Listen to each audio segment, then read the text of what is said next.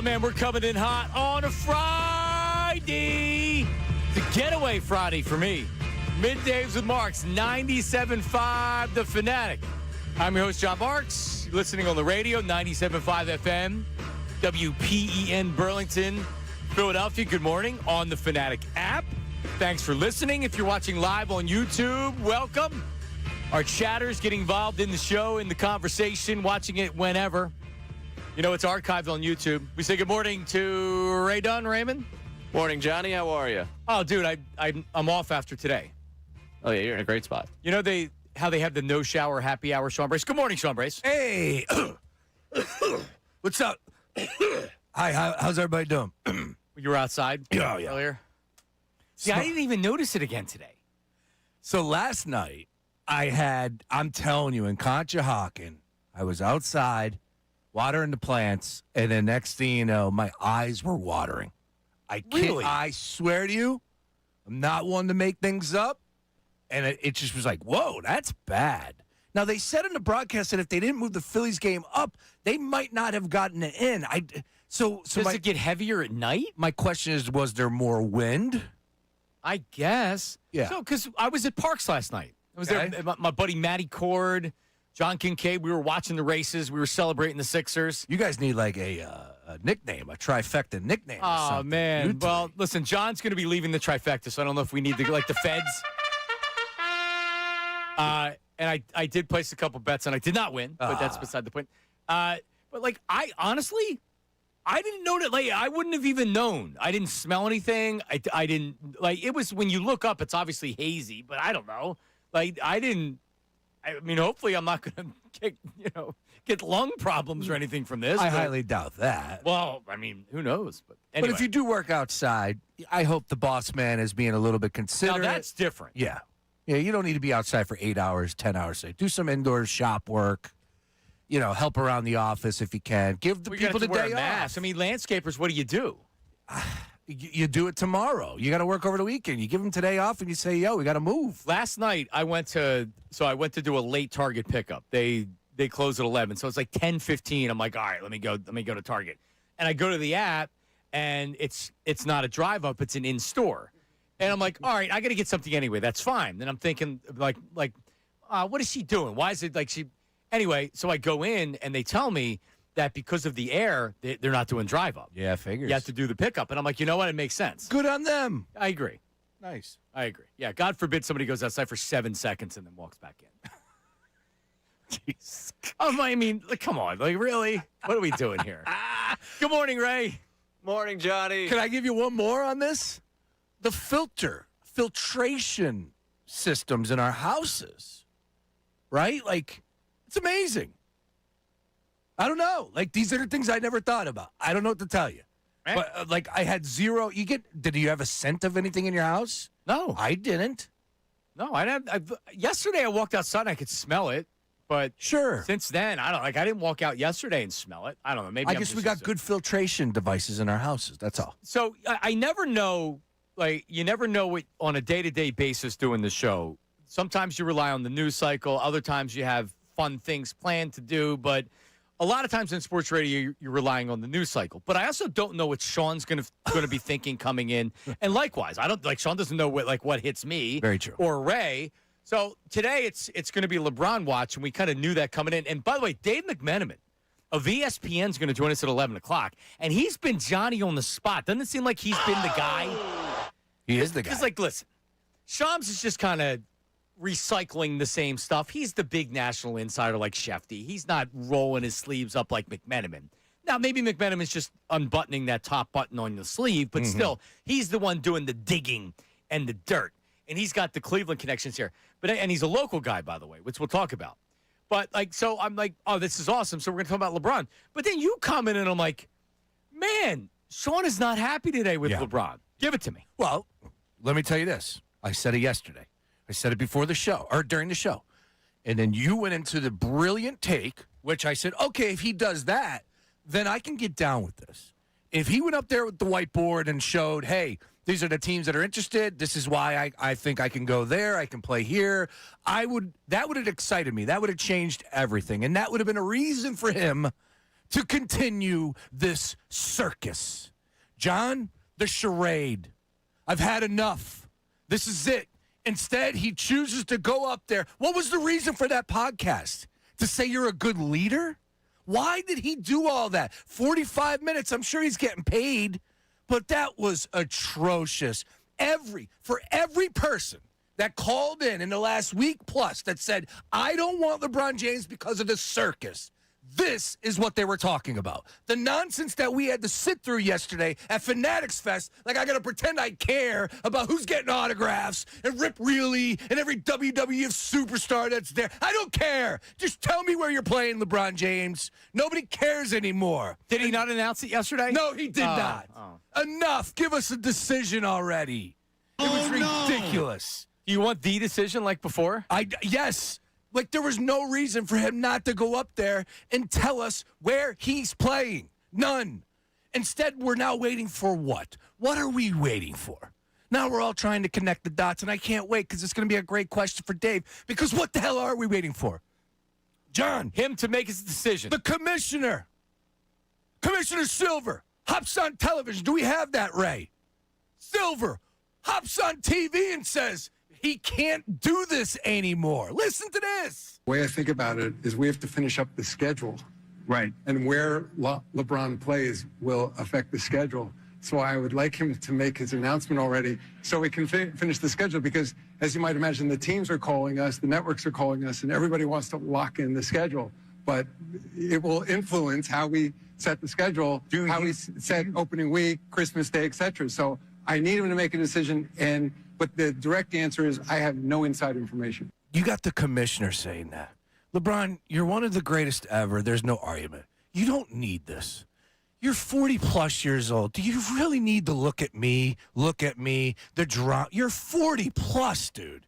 Make the bleeping decision. I am so outraged over what took place yesterday and where we're at today. Now, with all that being said, I still want him to come to Philly. Just want him to no, you don't want him gone. I still want him to play in Philly. Just say it now.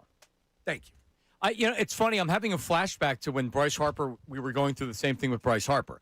Now, he wasn't doing the look at me, I'm LeBron. LeBron's locked in. He's not going to make a lot of money. This isn't about money or a contract or anything like that. This is about look at me. It is. It's about look at me. Bryce Harper, they were legitimately trying to leverage teams against each other to get the most money they could. But it was frustrating because it felt like the Bryce Harper stuff just wouldn't end. And it gets exhausting having to deal with it. I'm nowhere near exhausted with the LeBron James stuff. I don't know how Ray feels about it. I'm tired of refreshing socials, boys. We sat okay, you're right. Who should you blame, Sean? Maybe myself. Yeah, this seems like more of a you issue than a LeBron issue. So you mean to tell me no one's going to agree with me out there? No, there will be people that agree with you, but it's the same naive people that thought he was actually going to make a decision yesterday. What was the purpose of that then? To do his podcast? I don't. That's been locked in for months. I mean, what do you think it was for? Kevin Hart and Rob Gronkowski jumping into an ice bath with each other in front of an because audience? they're retired athletes. Kevin Hart? Well, they're doing their podcast. He's an entertainer. Right. This is entertaining to people. You guys really don't have an issue with this. Not only do I not have an issue, I couldn't have less of an issue. Wow. Maybe because my expectations were he's not announcing it. That's not the way LeBron does stuff. And you know what? If people find that nauseating, I'm not even going to argue with you. You can find it nauseating. I found it nauseating before. This is what you're getting. Like you had said, and you're absolutely right. This is the circus that comes with LeBron. There is a circus that comes with LeBron. It's worth it. But this is what comes with LeBron. And the longer, if he does come to Philadelphia, the longer that he's here, the more some of the stuff is going to drive people crazy. And I'm all for it, and I'm signed up for it. And next week, if he makes a decision, great. If he holds it for 2 weeks, even better, because then I'm back for it. I don't think it – honestly, the way that Silver talked there, maybe he does make the decision next week. Because, like Adam Silver – that's like, if he's getting all the networks calling and being like, yo, bro, like, what's going on? You can't force LeBron to do it, but you can be like, all right, listen, we get it. But, like, come on. But if they have to wait another 2 weeks for LeBron, they're going to have to wait another 2 weeks for LeBron. What are they going to do? Not carry the games? It's annoying. Sure, like, I can understand being annoyed by LeBron. I'm not annoyed yet. I'll get there. I'm sure I'm going to get there, Sean. That floored me yesterday. In part, myself. I own that. I thought there was a chance. I thought there was a really good chance we were getting to the decision yesterday. I did. Shame on me. Here's what I'll say, Ray. We're going to know when he's ready to make a decision. How? They're going to let us know. There's been no reporting to think that this is going to happen this week. Early next week, if stuff starts coming out, well, McMenamin's coming up at 11 o'clock. We'll ask him. That's fair. Is this next week? That's what yesterday I saw people saying, widely expected to make his decision today. By who? There's been no reporting that he was making the decision. And if you use your head, that's not LeBron's style. Maybe next week. So if you agree with Sean, voice memos, phone calls, text memos, Davis Honda text line 610-632-0975. If you're going to send a text, you have to leave your name and location. I don't do unnamed texter from 215. At least leave your name and location on the text or on the voice memo. 610-632-0975. Is your patience running thin with LeBron James? Sean's out of patience. Yeah, I'm done. Just tell me where he's playing. Shams also gave his latest update, and we heard from LeBron at Fanatics Fest. I can't wait to play this. Oh, man, give me all the LeBron you can get from Fanatics Fest yesterday, Ray. That's coming up next. McMenamin at 11 o'clock should be interesting. Middays with Marks, 97.5. Kincade.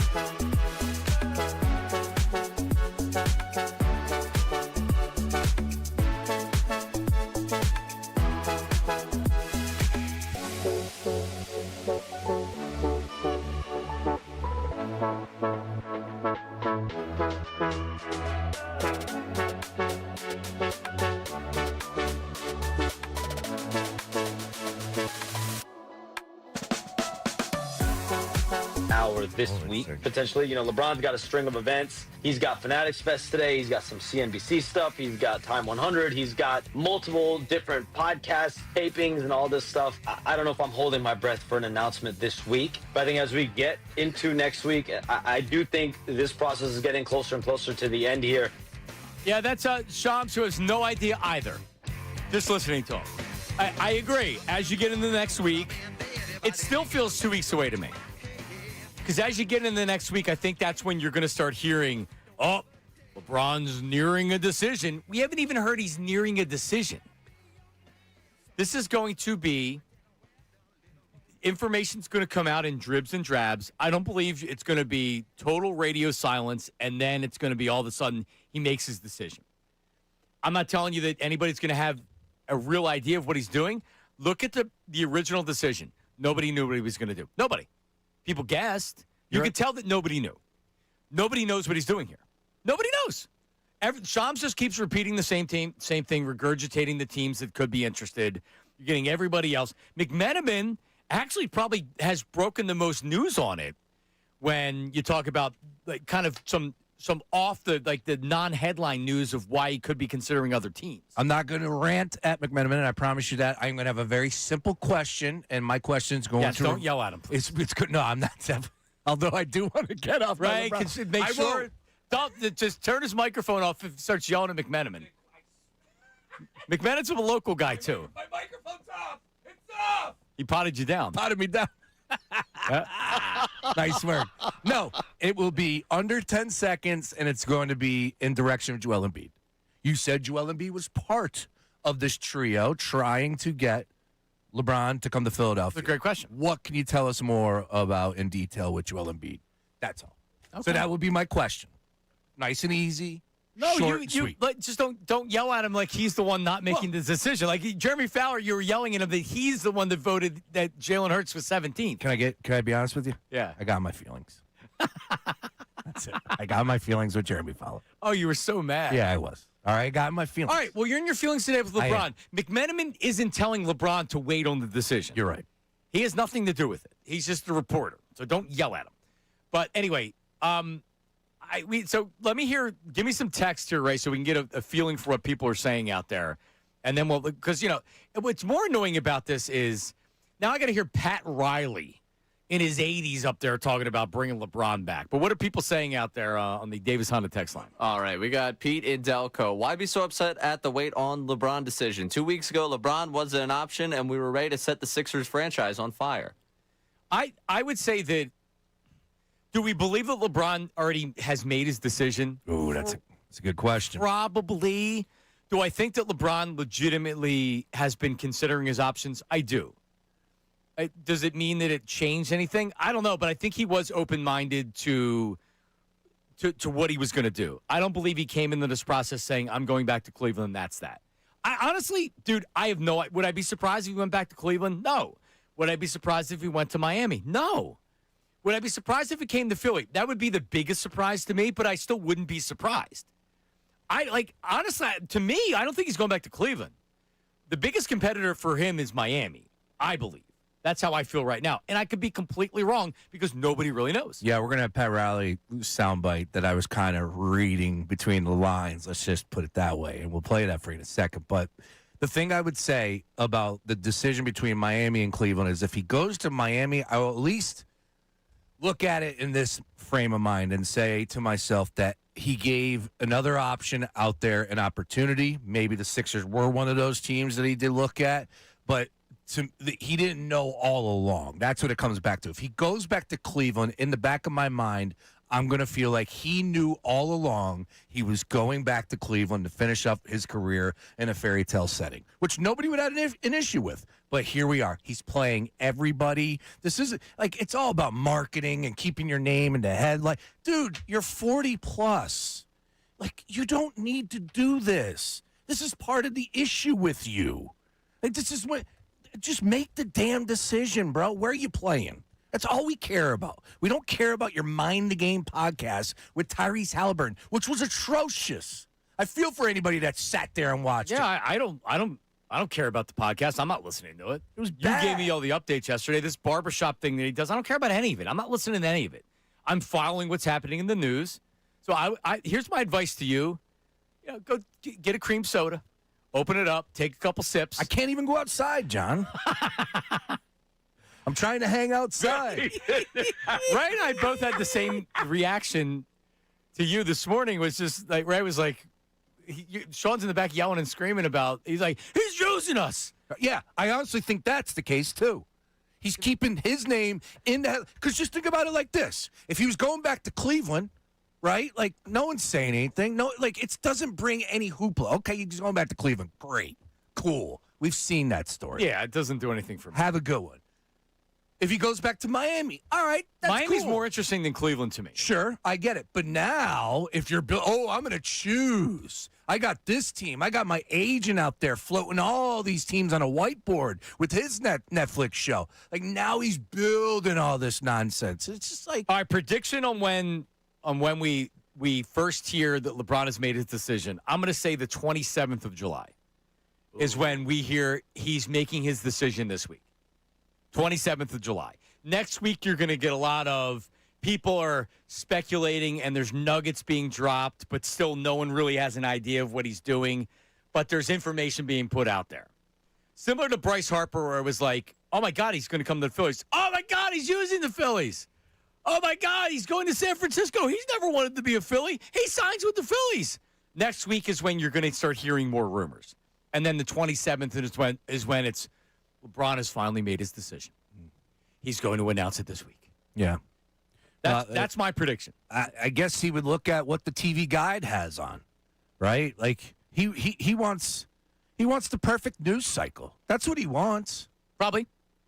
He wasn't doing it. He wasn't doing it with the World Cup. It makes sense that he was going to do it after the World Cup. I disagree. With the Fanatics Fest. I totally disagree. I think there's a chance we see it Sunday at halftime of the World Cup when Madonna and Bieber out there. All of a sudden, boom, LeBron James going back to Cleveland. See, again, this is a Sean problem, not a LeBron problem now, because he's so out of control with it that he's not thinking clearly right. So when he started going through this morning, I believe my exact words to him was, "Oh, you got there." I assumed this was our show Monday. I'll be honest with you. I was banking the show sheet in my head. I knew at some point he was going to snap on LeBron. No. As any Jordan guy does, eventually he'll snap on LeBron.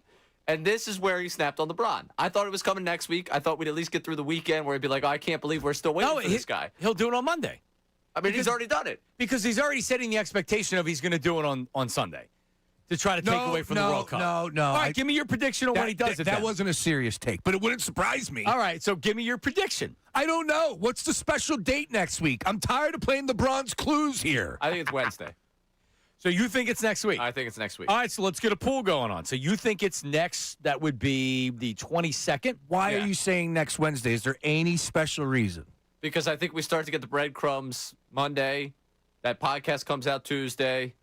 He needs another thing in the news cycle Wednesday. Wednesday it hits. That means we have Thursday, Friday to react. He has an intro press for the next week. And then we talk about him leading all the way up to the start of training camp in football. Yeah, so I said Wednesday of this week, so I was off, you know. Yeah, but I we're giving you a chance to reset here. Yeah, it's a guess. He's the mind's not clear enough to make an actual prediction. I don't know.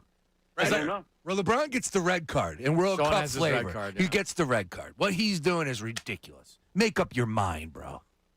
There he is. Can we hear from Pat Riley? Oh, God. And I like Pat Riley. Obviously, he's an OG. What he did with the Lakers, coming to the Heat. Well, like, enough already with this guy. He's in his 80s, and the only way he's going to win again is if he can buy a championship by bringing LeBron back. So he gets Giannis, and now he's trying to get LeBron. Here's Pat Riley. This is Giannis's introductory press conference, correct? All right, here's Pat Riley. You know, to be transparent about it, we've had discussions, over a week ago for, maybe a week before that about it. But right now, I think we're like everybody else. We're just waiting to see what he does, and then, we'll see what happens. But I really can't answer that right now. No, does that change your mind about anything with Miami? He's got no idea. I don't think anybody knows. I don't think anybody even has a feel for it. Does anybody in the media have a feel for it? Windhorst a couple weeks ago was said the vibe's not Philly. He's flailing. He doesn't know. I don't think anybody knows. I'll say this. Like, the decision was a really, really big deal. This isn't as big of a deal, but it's still big because we're different however many years later. How nobody knows what he's going to do is unbelievable.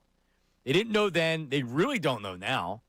I've heard nobody with any real insight on what they think. Everybody's just throwing darts at the three teams that could be out there. I don't know. I really don't. I would say Miami is the leader, and then I don't think he's going back to Cleveland. I don't. The question I have is, are you having fun? Because that's what LeBron James said. I am. He said last night, he goes, wherever I go, it's going to be fun. This is fun. I was having fun till yesterday. I'm having fun, Ray. Is this not fun for LeBron? Of course this is fun for LeBron. Imagine everyone throwing themselves at you. That's awesome. Show up to the party being the hottest guy there. I can't relate to that one, but I imagine it's a great experience. You're used to that. Ray walks in the Rubens White party up there at the Hey, Ray. at that the was Cape. an NDA. I signed that. Sorry. No pictures of me up there. No, I think, honestly, this is one man's take here. You ready? I think all the good grace, everything that has been built up in this last week, people like myself telling the Sixers fans, they're like, this is a circus, to calm down. No, just ride with it. All of it went out the window yesterday. All the good vibes for the majority of people out there went out the window For yesterday. the majority of people? Yes. Nationally, locally, everybody is exhausted as of yesterday. Man, I'm feeling good, feeling great. Listen, I very well may be the minority here, Sean. I don't know. I'm not telling you I'm not going to get there, but if I'm off next week, I'm not going to get there. That means if in 2 weeks he's still not signed, oh, that's gravy. You kidding me? An entire week of him not signing, and then we're gonna be talking you off the ledge. Oh, yeah. If we don't have an It's a answer, great time for you to go on vacation, man. I know. if we don't have an answer by August, honestly, just put me in a. Well, so on what Adam Silver said, if you're LeBron, you have to respect that. Like, all right, listen, make your decision already. There's no reason for you to. If there's reasons why you're not making the decision, like with Bryce Harper, that went in the spring training. That's because they were literally negotiating against teams and they were trying to figure out the place to go. Understood. That's not what's going on right now with LeBron. He's just farting around. Yeah, and we're talking about.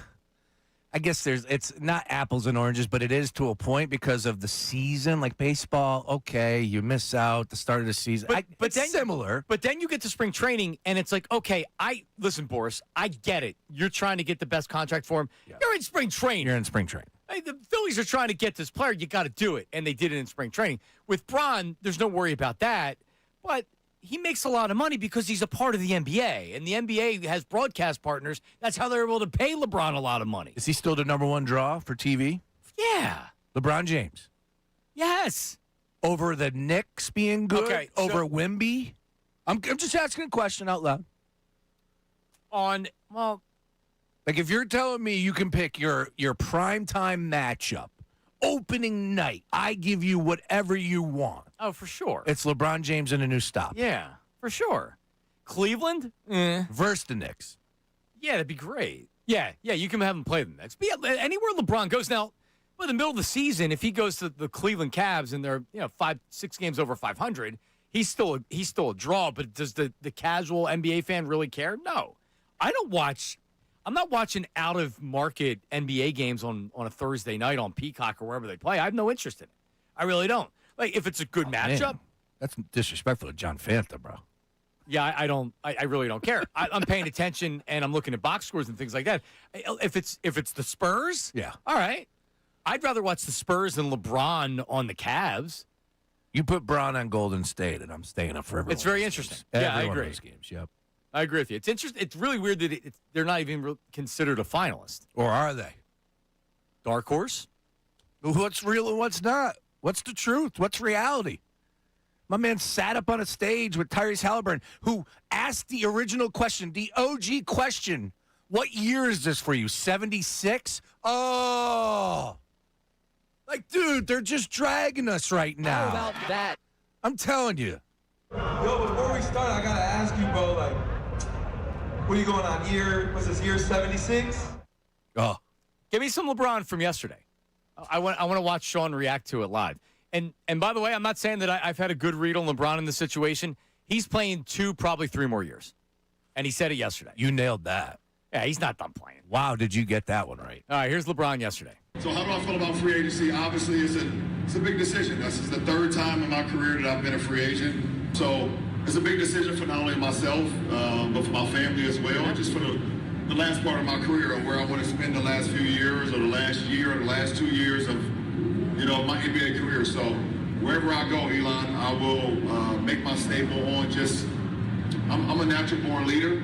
I'm going to try to fit into whatever team I'm going into, but also, give them all the tools and give them all the knowledge that I've been able to, grasp over the last 23 years. I know the game. I know the ins and outs about the game of basketball.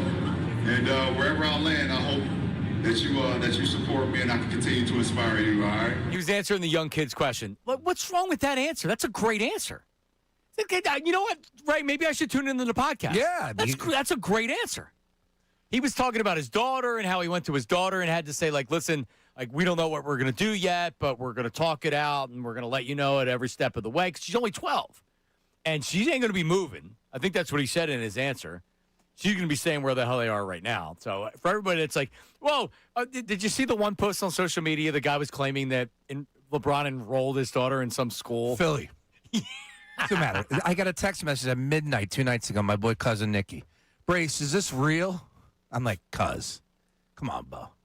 What are we doing here? No, I'm sorry. I got a little taken back by that cut. He was answering Elon, so my mind immediately went to like Elon Musk. But then it goes even further because, like, wait a minute, who the hell named their kid Elon? Tell me they named their kid after Elon Musk because there's not a lot of famous Elons out there. Unless Elon Farnsworth from 1837. That's what it was. Or Elon Lindenstrass.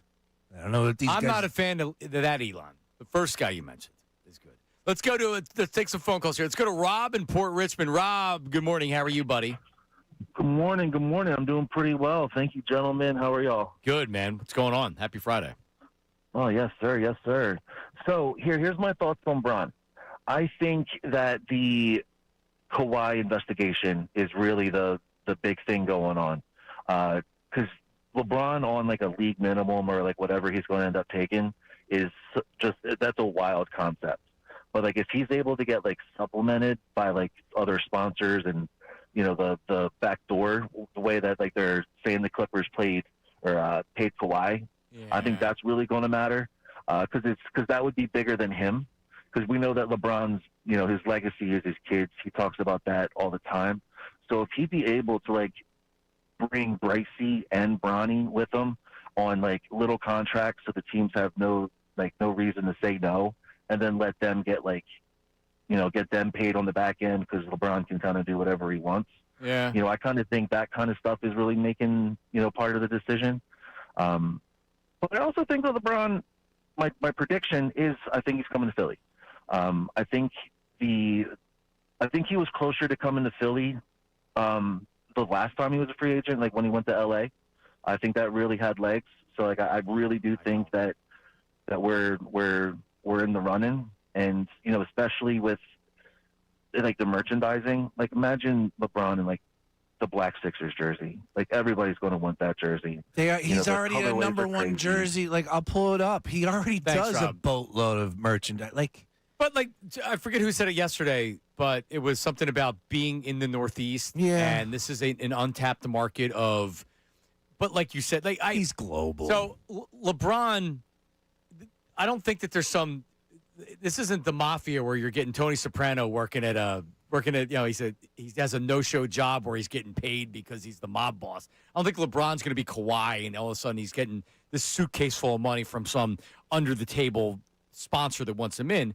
He's going to make a ton of money regardless of what he does. He's an owner of franchises. He's going to own it. He's going to own a team. He is a team. different stratosphere. So with all respect to that previous caller, because he calmed me down by going, I think he's going to come to Sixers. Like, I love talk. That's great. Great. I'm glad that there's someone out there that thinks that. But he's talking about money for his kids and for himself. And I know it's really easy for me to sit here and say, dude, come on, man. Money. Would you be surprised if. But he's taking minimum. Yeah. He's not. Yeah, so, like. Yeah, I understand it. Money's the most important thing for everybody this day and age, right? Hopefully one day it will change, but it's not changing right now, and I don't think it's going to change because I'm yelling about it. But LeBron James is a billionaire. He owns franchises. He's in a different world. Are we really talking about money right now? Oh, he wants to set up Bryce and Bryce. They're good. Now, this Ray, do you think that maybe they max out little Bronny? Sixers is like LeBron. They signed him to a one-year, $4 million contract and a max contract for Bronny. Trading a first-round pick for Bronny at least. Bryce transferring somewhere in the Big Five. Come on. Yeah, let's make it happen, guys. His daughter's enrolled at, I don't know, Overbrook somewhere. That works. Does she hoop? I have no idea. Yeah, I've only seen like small videos of her, but she's 12, so it's like, yeah, I don't think she's out there. Well, you never know. Yeah. McMenamin's coming up. Dave McMenamin, the pride of Radnor High School. Did you know that? I did not. Full disclosure, 2 days ago I said, Dave's a Philly guy? I had no idea he was a Philly guy. Yep. I won't lie. Had no idea. I didn't. How about that? Obviously he's one of the NBA insiders, one of the big NBA reporters for ESPN. He's been with ESPN forever. Yeah. For a long time. We knew that he was with, the rumor was he was with Malika, before, and then now he's happily married to her. She's front and center. She's a star. She was at Wimbledon. Yeah, I'd say that it's the company he keeps is good for everything. Can I ask him how he got from Philly out to there? Sure. Okay. Oh, no, this doesn't have to be 10 minutes, LeBron. I'm going to intro him as the pride of Radnor High School. I just can't yell at him. Don't yell at him because Bron hasn't signed No, yet. yeah. No. Is he a Syracuse guy, Ray? He is. Okay, there it is. All right. Okay. He's at Fanatics Fest. Really? Yeah. Yes, again today. He's up there today. Yeah. So he's joining us from Fanatics. Yes. Phoner, because he's got no space to join us via Zoom. Understandable. And he was there yesterday. All right. Live tweeting. Well, I've never had him on before, so this is good to get him on for the first time. We can shower him with affection, and Sean's not going to yell at him. No. I'm pretty sure he was at the Time Gala, too. I think he's just been tailing LeBron for the last 24 hours. He's the LeBron tail. Correct. I think Devin Caney went to Radnor. Really? I think so. That sounds right. Yeah. I know she's from up that area. Radnor is considered Delaware County, but when you say Delco, you don't think of Radnor High School. No, not specifically. And Wayne. Definitely not. When you think of Delco, Vito is what you think of. It's so true. And Casey. You're not thinking of Radnor High School. Changes everything. McMenamin coming up at 11 o'clock, 610-632-0975. More Pat Riley, more LeBron James. I need more LeBron. He was great yesterday on that podcast. I got to check out the entire thing. It's Middays with Marks, 97.5 The Fanatic. Let's talk about your hair for a second. Morgenstern Hair Restoration. So, guys, you're starting to lose your hair, and you notice it, and you say, well, crap, what do I do? It's easy. Don't look at some Instagram or Facebook ad, and you see this guy, and it's like, oh, yeah, just use the shampoo, and you're going to get your hair back. No. Keeping your hair has never been easier, but it matters where you go. That's why we're talking about the experts at Morgenstern Hair Restoration. Over 30 years of experience in hair restoration. So I had a hair transplant because I needed to get my hair back. You can do that, and I recommend it. My results are amazing.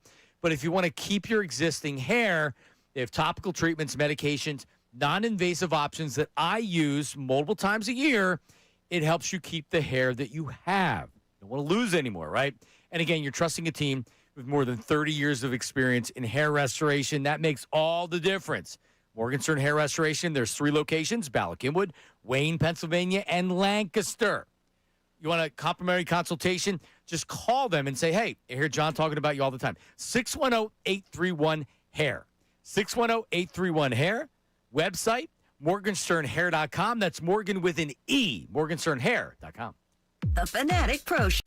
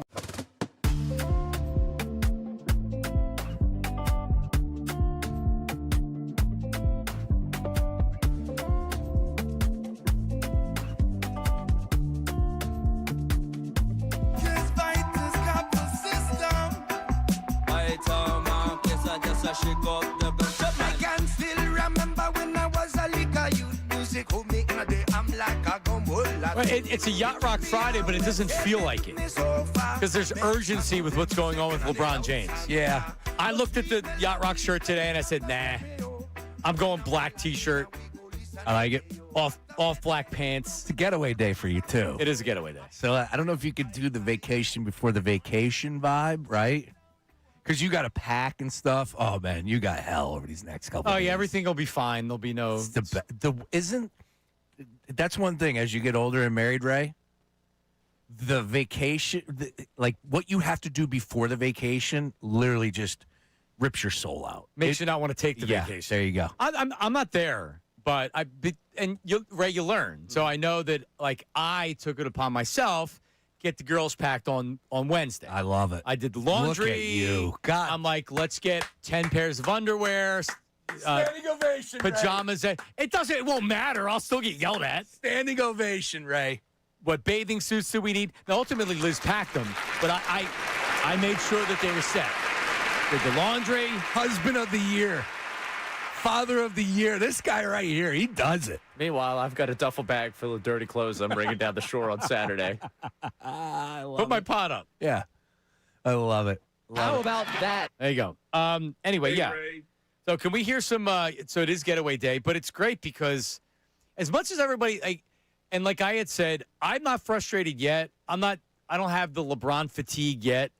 If I come back on Monday and there's no new news, I'm gonna think it's great because I haven't had to talk about it for a week. You're not gonna be able to get through next week. I'm worried about you. All right. Well, I promise you, a lot because I'm getting it now from everybody on social media. There's a few things. Number one is I promise you this. Everything, my frustration has to do with what took place yesterday.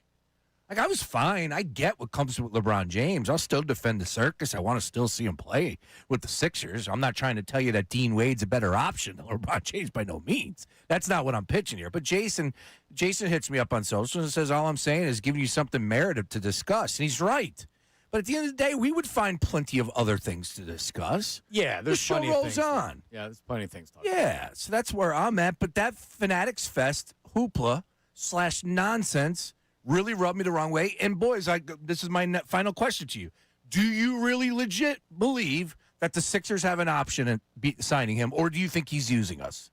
If you had to choose one or the other of that question, I think that the deliberation and the interest is real. Okay, right? I don't. Last time, I don't believe he was really considering him. He definitely wasn't. I believe that he's strongly considered if it's the decision's already been made in his head. Okay. I mean, it's an attractive team to go to. How could it not be? Ray, what do you think? Cheesesteaks. I believe it. I think my thing through this entire thing has been that I think he's been looking for a reason not to go back to Cleveland. You've said it a couple of times, John. Like, he's got a couple more years in his mind. He can finish up in Cleveland whenever. He wants a reason to go win a championship. And the reason why he's interested in the 76ers follows them trading for Jaylen Brown. They were not in LeBron sweepstakes. Then all of a sudden you get Jaylen Brown. Now it's like, okay, that's actually something to think about. This whole Miami wave of interest has made me drop my percentage considerably. I was at a 40 with you earlier this week. I'm down to a 20. I got 40-40 for the other two. The places he's already been in Cleveland and Miami. Those are the two that I think right now are neck and neck. I bit into what Windhorst said last Friday where he said, I'm told by a source that he trusts. Windhorst is connected, and he said it on a Cleveland radio station, and he said, I are already told that LeBron James is signing out of town, and it's a done deal. And I just feel like it's Miami. I agree with you. Like that, when he said that, that's when I thought the Sixers were happening. Oh, you thought the Sixers were once he said that Cleveland was out, it's like, okay, like why? Because I never looked at Miami other than the lifestyle and the golf as being the best place you can win. But does he really care about it's the best place he can win? We talked about this yesterday. You can make the case with Giannis that he's joining Giannis. Like, why couldn't LeBron and Bam and Giannis and they fill in the roster and it's Pat Riley and it's Spoelstra? Yep. Yeah, they got a chance. They got Hardaway Jr. coming off the bench. They got who's the other pieces down in Miami? It's a good squad. You know what you're getting. Good coach. He's been there. He's got the connection. And yes, unfortunately, the only thing that I think we've gotten that's real concrete throughout this whole process, right, is the golf. Like, I do put stock into that, and I hope people are rolling their eyes at it, but I he's got the bug. Yeah, I've heard more than a couple people say, not even, I don't want to say off the right, but people have said, I think there's some worries with the 76ers that part of, you're in the Northeast and they play the season's mostly in the winter. So is LeBron going to be freezing his butt off on December 4th, going out there trying to get 9 holes in? At Marion? Yeah, I'm not so sure. We have a great 5-iron in Fishtown. Oh, you can come right up from South Philly, or from Camden, right over the Ben Franklin. It's not even that far. Yeah, the simulator he'll have in his house will be bigger than 5-iron sports down there in Fishtown. But think about it. He's got 5-iron right there. The Fillmore if he wants to catch a show. Oh, yeah. Other half brewery to get a beer if he wants one. And Rivers is right there. Here's something I'll guarantee. He comes to Philly. He ain't living in Philly, boys. He's living right up there in Hoboken. Hoboken? He's up there, up north. He's living I don't believe right on the outside of man. J.J. Redick lived in Brooklyn the whole time he played here. You're right. He doesn't have to live in Philly. Who cares? I don't No, care. he can have a driver if it's an hour drive to Camden or what does he care? He'll have a house. He could take Reddick's old spot. They're buddies. Mike doesn't need it. We have lots of texts. McMenamin's coming up at 11 o'clock. Jason Coletti, who is a longtime listener to me, and he emails me on stuff a lot. That's him hitting me right here. That was Jason. Jason Coletti? I believe so. Yeah, So, Jason's a listener. His dad actually, he's up at Pine Creek Structures up in Limerick, sold me my swing set, hooked me up. Nice. Got me. It was during the pandemic when they were in low supply. And he's like, I got you. If you need a swing set, go to Pine Creek Structures up there. But he said he will decide by weekend or Monday. The league's asking him to decide as they need to make the schedule for the season from a TV perspective. Adam Silver stated that the league has media partners, blah, blah, blah, blah, blah. I responded back that I will eat my shoe on the air if he makes a decision this weekend. Ooh. On the air. Ooh. Now, it'll be a new shoe. Ooh. I'm not going to eat some dirty shoe. I'll go buy a new shoe and I'll eat it on the air. What are we talking new shoe? Ooh. Brand new shoe without ever being Nike, like a LeBron shoe? Maybe a Bobo. I don't know. Okay. As resident doctor of this program, I would highly advise you putting that inside your digestive system. It could. Well, I'm probably not going to be actually eat it, but I will start chewing on the shoe on the air. Okay. It's No not going to matter. swallowing. He's not announcing it this weekend. No. I'm rooting for that now. On Monday, maybe on Monday you'll hear something. He could announce it on Tuesday or Wednesday. Maybe it could come out on Monday. He ain't announcing it this weekend, folks. He's not on a Sunday all of a sudden going to be. The podcast doesn't come out till Tuesday. World Cup. So he's going to release a podcast on Tuesday talking about what he's going to do and he's going to make the decision. I will eat my freaking shoe on the air if he decides this weekend or Monday. World Cup halftime. Boom. Move over, Madonna. Move out the way, Shakira. Does he do a gender reveal where he kicks the ball and the color of the team explodes? Oh, man. At Trying halftime? to decipher between the Miami Heat red and the Cleveland Maroons is going to be brutal. Oh. All right, so Dave McMenamin, ESPN NBA reporter, insider, live from the Fanatics Fest where LeBron was there yesterday and today. He's been trailing LeBron. The latest on what he thinks is going on is coming up next. Middays with Marks, 97.5 The Fanatic. Hey, but first, sub race for DraftKings Sportsbook. That's right. DraftKings is live in your state. That means us right here in PA. But guess what? Even if you're out of this state, all 50 states, you can now get DraftKings Sportsbook. Now, here's where we're at. World Cup rolling on. One trophy, one champion. And DK has you covered for every single one. No lie. Both of my teams fell flat in the semis. What are you going to do? Here we are, though. We got a great championship game on Sunday. Halftime, LeBron will make his decision. Who's going to win this game, though, between Spain and Argentina? Spain, a minus 150 big-time favorite on DraftKings Sportsbook over Argentina. Here's where I'm at. If you're getting plus money with Messi at this point in time, take it. Let's go Argentina, plus 130. That's where I'm at for Sunday. Let's have some fun. All right. You want to have some fun? New DraftKings customers, you can sign up with promo code Fanatic. That's Fanatic with an F. Spend $5 to get $200 in total rewards. That's code Fanatic in partnership with DraftKings. The crown is yours. Gambling problem? Call 1-800-GAMBLER, 21 plus, Pennsylvania only. Eligibility restrictions apply. Bonus bets expire 7 days after issuance. For additional terms and responsible gaming resources, see dkng.co/audio in July 19th. Now on 97.5 The Fanatic Sports Update. Another week.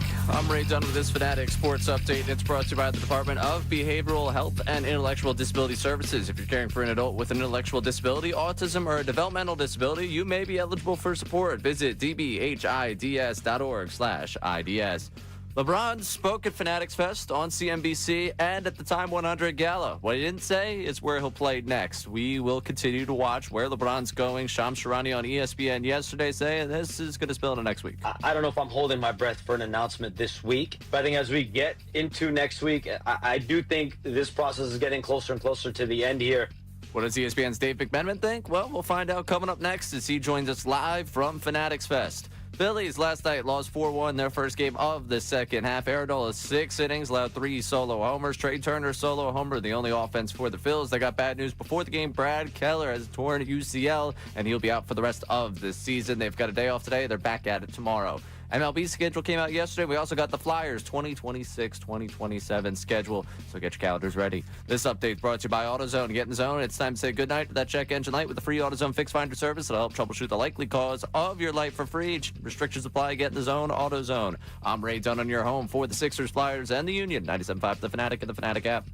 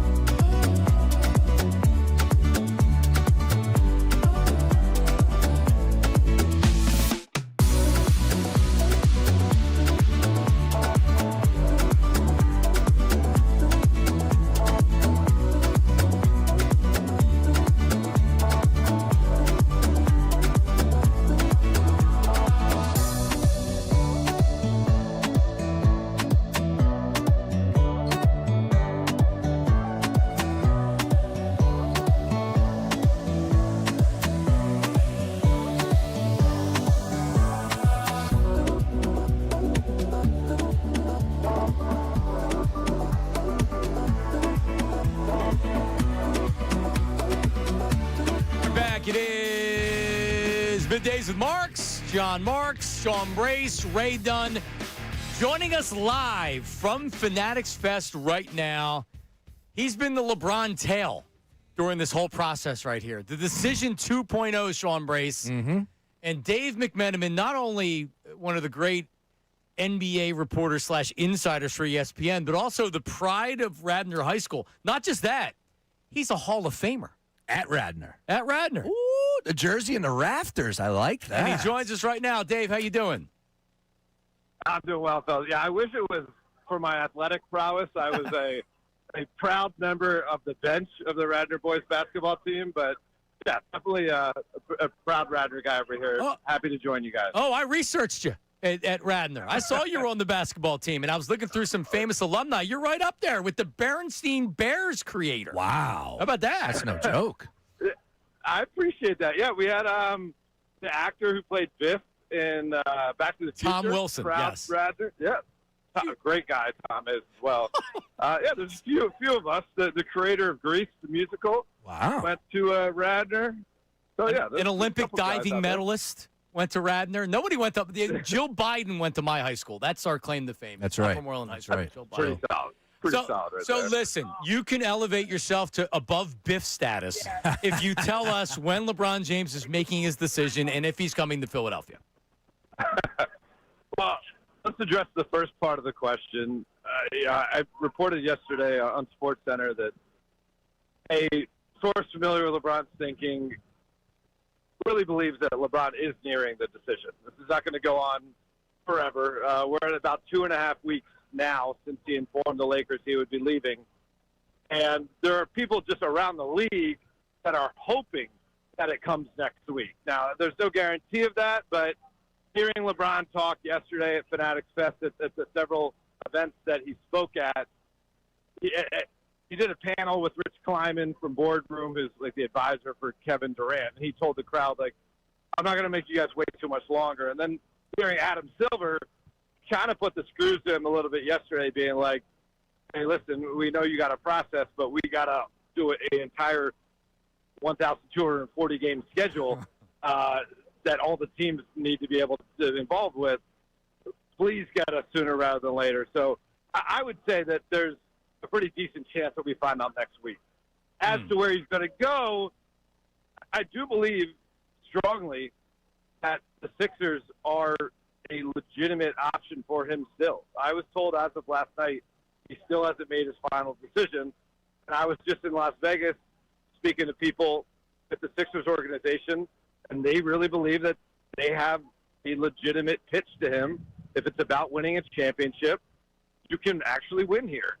And so I just know that they don't feel like they're out, and the people that I'm talking to says LeBron hasn't made his final decision. And so, whether it's going to actually come to that, I can't tell you. Right. But there's a bunch of other teams that aren't in that position right now.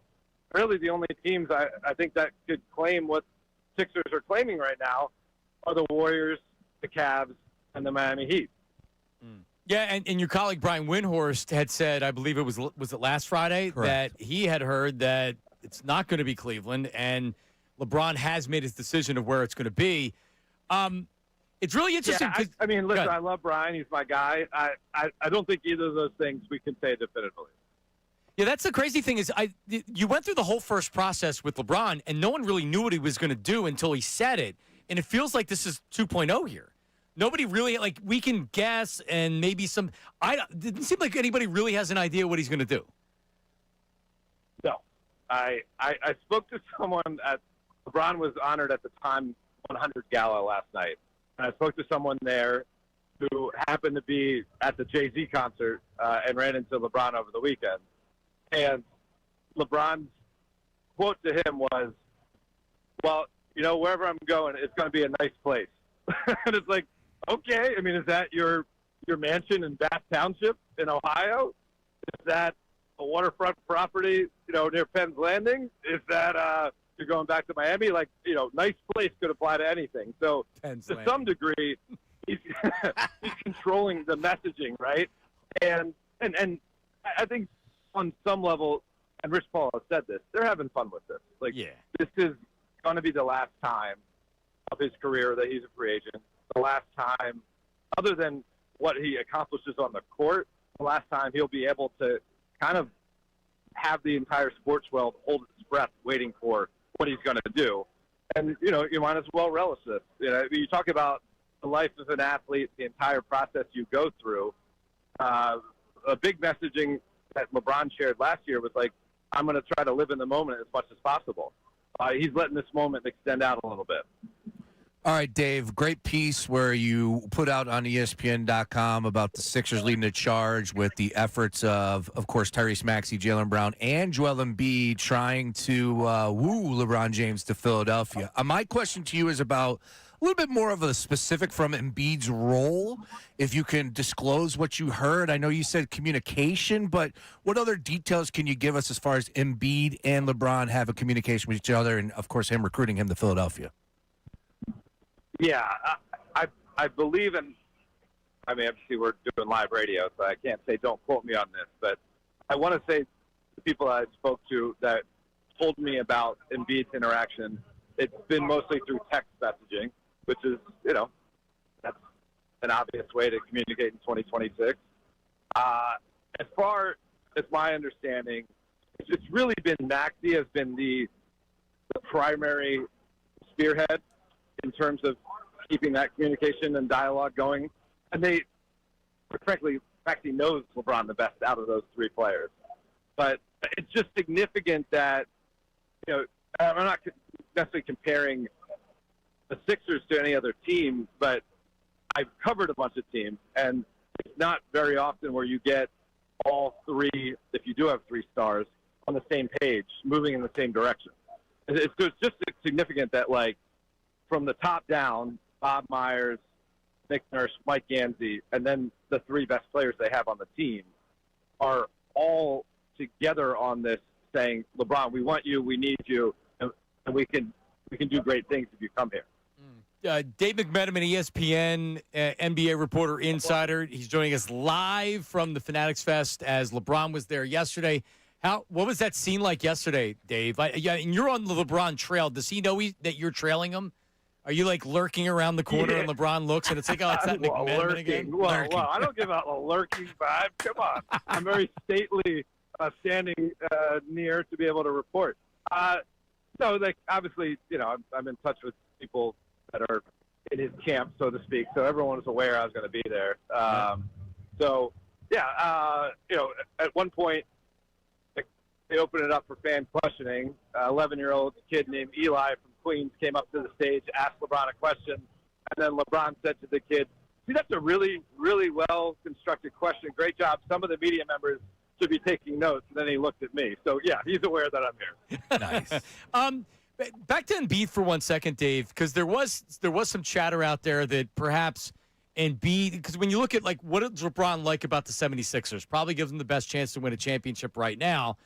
But with Embiid, also, does LeBron want to come in here? And we know that, I'm sure they know better than we do what the reputation with Joel Embiid is, which is, hey, maybe not he's the first person to show up at shoot-around. Last year he missed some team activities where they sat him for a game. Have you heard, based on who you talked to, is Embiid actually helping the cause, or could he potentially be hurting the recruitment of LeBron? I haven't been told anything about him hurting their recruitment. I do think if you look at all the situations, I'm not talking anything about Joel's habits. I don't know anything more than the average fan. I haven't covered the Sixers really since they were in the playoffs a couple of years ago.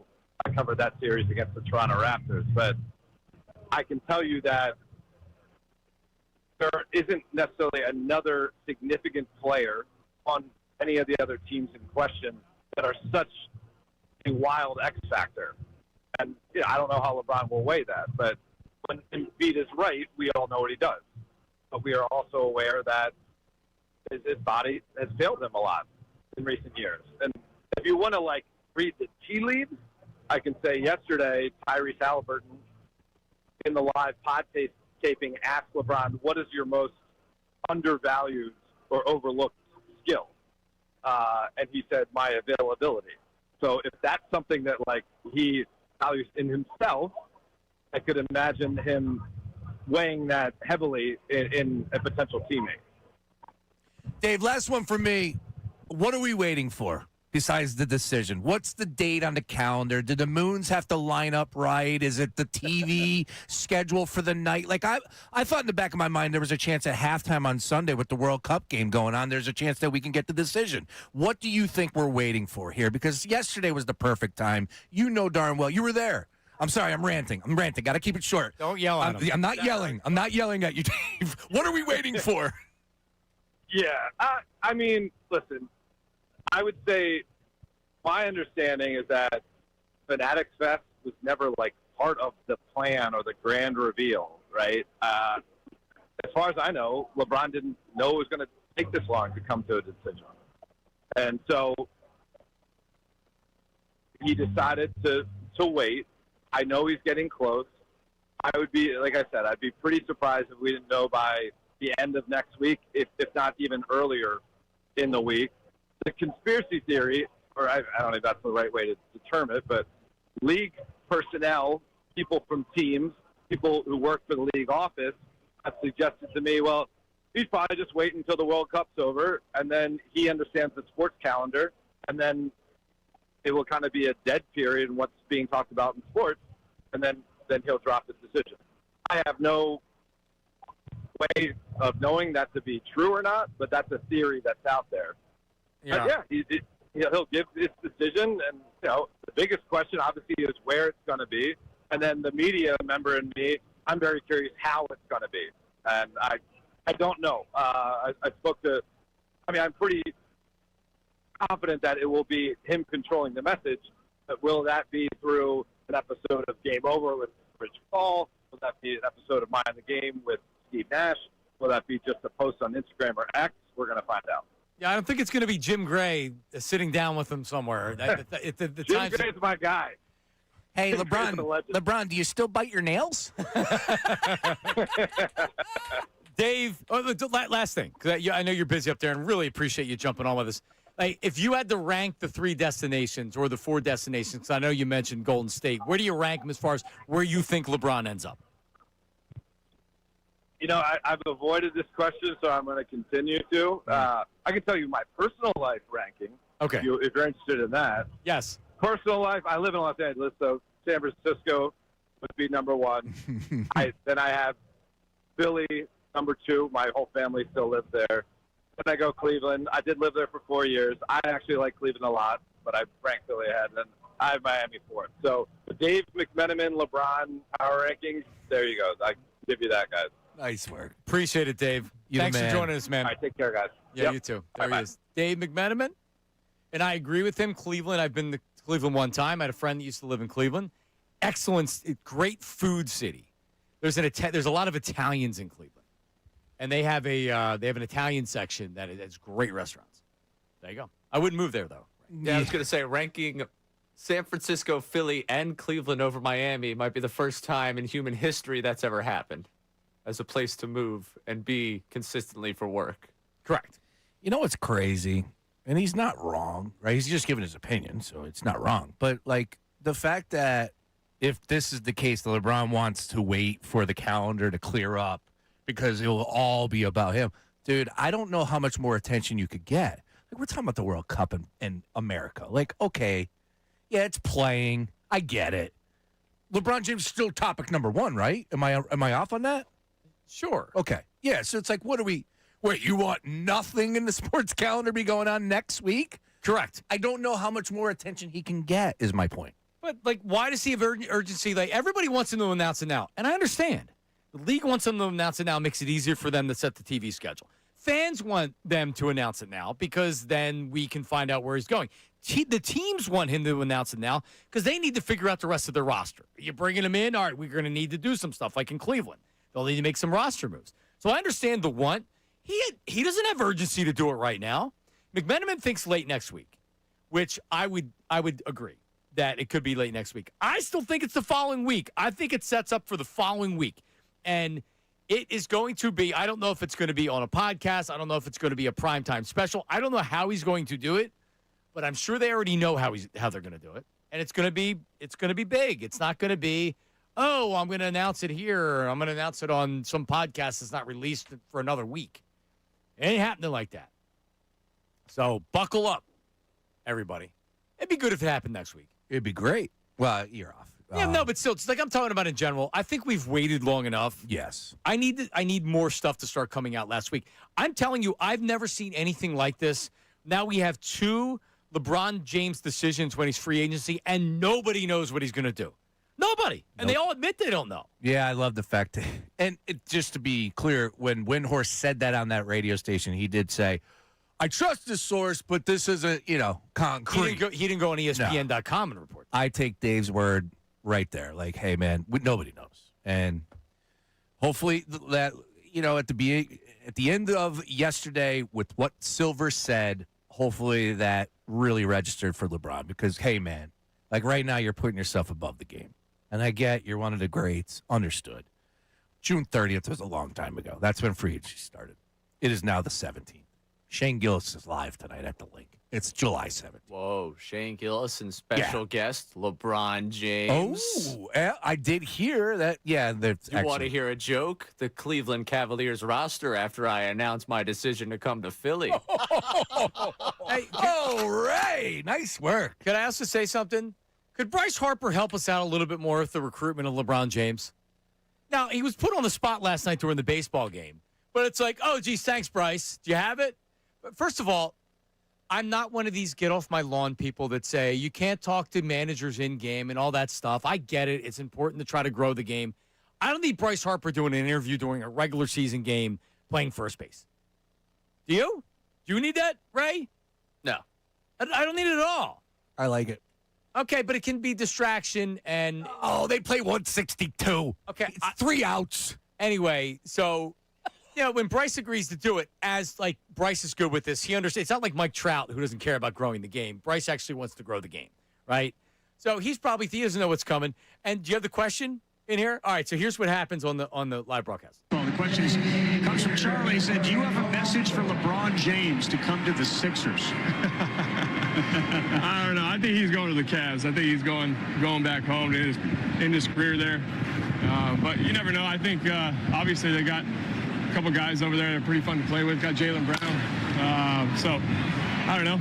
You want to come to a crazy city and have some fun. I mean, this is it. There you go. Oh, he's going to Cleveland. Pathetic. He's going home. There it is. That's a Visit PA, Visit Philly billboard. So, and my initial reaction was, all right, like you're not paying close enough attention, Bryce. You need to be listening to the program, driving into for the day games. Mm-hmm. All right? You're not paying close enough attention because it does not feel like Cleveland is trending up. The one time you can't pander to the city? Well, I think he was just caught off guard. Yeah. And it's a great question, and I don't know if Charlie really asked the question or it was the producer that said you have to ask this.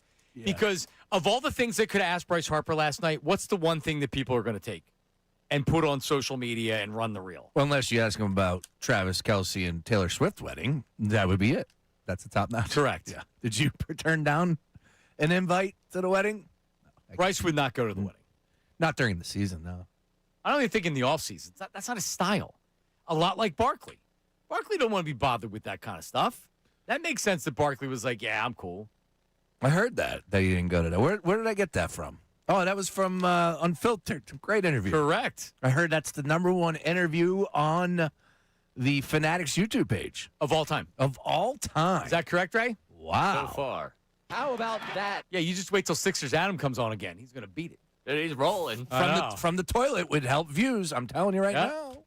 Now, would Ray have to be in the bathroom from the toilet? I think that's going to help views. That would be the podcast from the toilet. What could I do to get a video that's as high as that? Like, what could I say? What could I do? If I just showed up naked, would that get 49,000? No, okay. no. I think so. It would get Get banned. taken down, yeah. Yeah, they take it down. Okay, so close on. We start there. All right, so here, it's the question for the text line. Davis Honda text line, 610-632-0975. What could Sean Brace do on the show that would get more views than Charles Barkley on with Unfiltered? Because not it wasn't a great interview, and not it would have gotten a ton of views, but the Swifties got brought into it because Charles said he didn't go to the wedding. He was invited and didn't go. TMZ. Right. TMZ picked it up, and it's like, all right, it's going to have 1 million views. So what could Sean do to beat that? I grew a rat tail. It didn't even... No, it's not. We painted ourselves blue. We didn't get a quarter of it. But listen, I tried with ripping Stu Gotts that day. Yeah, that was good. That was worth it. That was good work. You know, when it comes down to it, people don't understand art. If I pulled Rossini on my shoulders, I come walking in doing a show, maybe that, maybe. If you had Rossini sitting on your lap, on my lap, doing the show, that may do it. That may do it. Let me see if I can get the permission slip signed on that one. Send her a text. 610-632-0975. We'll get more into LeBron and the Sixers coming up, but the Phillies' biggest problem got worse yesterday. And they lost to the Mets, which was a brutal game. We'll break it all down next. Middays with Marks, 97.5 The Fanatic. Now on 97.5 The Fanatic Sports Update. How much longer? I'm Ray Dunn with this Fanatic Sports Update. LeBron James spoke at Fanatics Fest on CNBC and at the Time 100 Gala last night. What he did not say was where he is going to play next season. We are still awaiting a decision. Someone that saw all those things happen was Dave McMenamin of ESPN, who joined us in the last segment. And Dave told us the league expects that this could get done in the next week, plus, maybe, who knows? A source familiar with LeBron's thinking really believes that LeBron is nearing the decision. This is not going to go on, and there are people just around the league that are hoping that it comes next week. Hoping that it comes next week. A lot of great stuff with Dave McMenamin. You'll be able to listen to that back on our website, our app, or watch on our YouTube channel. Phillies last night lost 4-1 to the Mets. Aaron Nola goes 6 innings, allows 3 solo homers. Trey Turner with the solo home run, the sole offense for the team. Before the game, we found out Brad Keller has torn UCL. He is done for the season. A day off for the Phillies today. They're back at it tomorrow. And yesterday we got the Phillies 2027 schedule, and we got the Flyers 2026-2027 schedule. This update's brought to you by AutoZone. Get in the zone. It's time to say goodnight to that check engine light with the free AutoZone Fix Finder service. They'll help troubleshoot the likely cause of your light for free. Restrictions apply. Get in the zone. AutoZone. I'm Ray Dunn on your home for the Sixers, Flyers, and Union. 97.5 The Fanatic.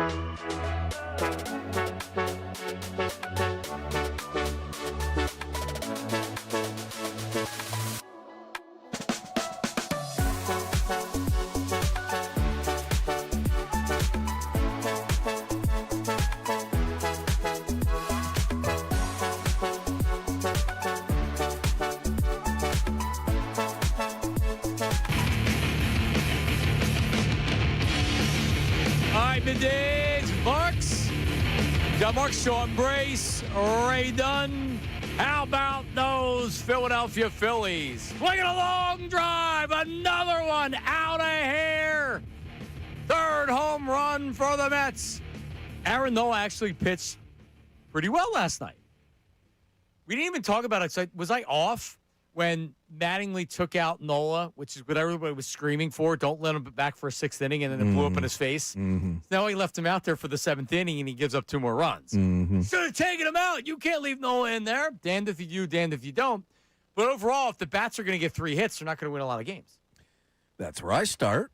You know, I'm just very happy to see Nola go out there and perform the way that he did. I get it, giving up 3 total home runs, 2 of them to the 9-hole hitter, Alvarez. All solos. Not good. Yeah, and just 2 elevated pitches to Beatty and the first one to Alvarez were just up. The first one to Alvarez was on a 1-2 count, I want to say, and it was just up. And just bad spots. It's like, damn, Aaron, if you keep that ball low, that they're not hitting that ball out. Now, Alvarez had a nice home run on the second one. He got the most of that when it was an inside pitch. But, hey, man, I come back to Nola. I start there. However, the bats. And, John and Ray, was it the game before the All-Star break that they had, like, literally 3 hits? And the graphic got it wrong. They gave an extra hit. It was atrocious what the Phillies were doing. I'm trying to remember. It wasn't Sunday because they won. No, they won 2 or 3. Yeah, they won 2 or 3. But it was what game did they lose? The second game in that series? Because they had off on Friday. It was a weird series. All right. I think they won Thursday, lost Saturday, won Sunday. It might have been a Saturday game. Hey, man, listen, you're going to get this over 162. Oh, yeah. They're going to drive you nuts. Last night was a bad one. Especially after the All-Star break. Yeah, I should have seen the All-Star hangover because they had a lot of, the position players. There were a lot of them. But the big story before the game was Brad Keller, their big free agent acquisition in the offseason, to be their head setup guy. 2 years, $20 million. Dave Dombrowski signed him to. People were saying they had the best bullpen in baseball. Sean, I might have been one of them. How about that? Because I read somebody wrote that, and I'm like, yeah, they have the best bullpen in baseball. Keller done for the season and probably most of next year as well. So he's got the UCL tear, which means he's going to have Tommy John. Now, they haven't announced that yet because if you read it, you'll see well, sometimes they can do this or they can do that. This dude's going to have surgery, and he's likely going to be done for a lot of next year. Yeah. And you know what? I don't know if you said it, Sean, or you said it, Ray, that you were going to get the propaganda campaign of, but the biggest acquisition you can make is Brad Keller coming back from injury, and I never bought it. I never bought into that. At least now they can't sell you that. That's a little too deep for me. That's Ray with the hat on. Right. Yeah, that was me. Yeah, but you're right. That's what they would have done. Now they can't use that excuse. The Philadelphia Phillies need 2 bullpen arms, at least. Maybe even more. Now with Keller being out, because now you can't even say, okay, at least you have the upside of Keller coming back. I was, when they signed Keller, frankly, I'd never heard of him before, because he really only had 1 year. He became a full-time reliever in Chicago last year. Before that, he was a failed starter. They put him in the bullpen. He had a good year last year. But what happens with relievers like that have 1 good year? It's a year-to-year thing with relievers other than the guys that are bona fide players, right? Bona fide pitchers. So, of course I was worried about, okay, he's had 1 good year. What does that mean? Well, he wasn't even healthy this year. And before he was healthy, he was hurt. He wasn't very good. Now, maybe that contributed to his performance. But anyway, I'm sure it did. But anyway, just all in all, to really get nothing out of a guy for maybe 2 years and $20 million, this is David Robertson all over again. Yep, and he was the guy. Yep. He was the guy. This was the money, the big money spent on the bullpen besides the closer. But other than that, that's where we're at.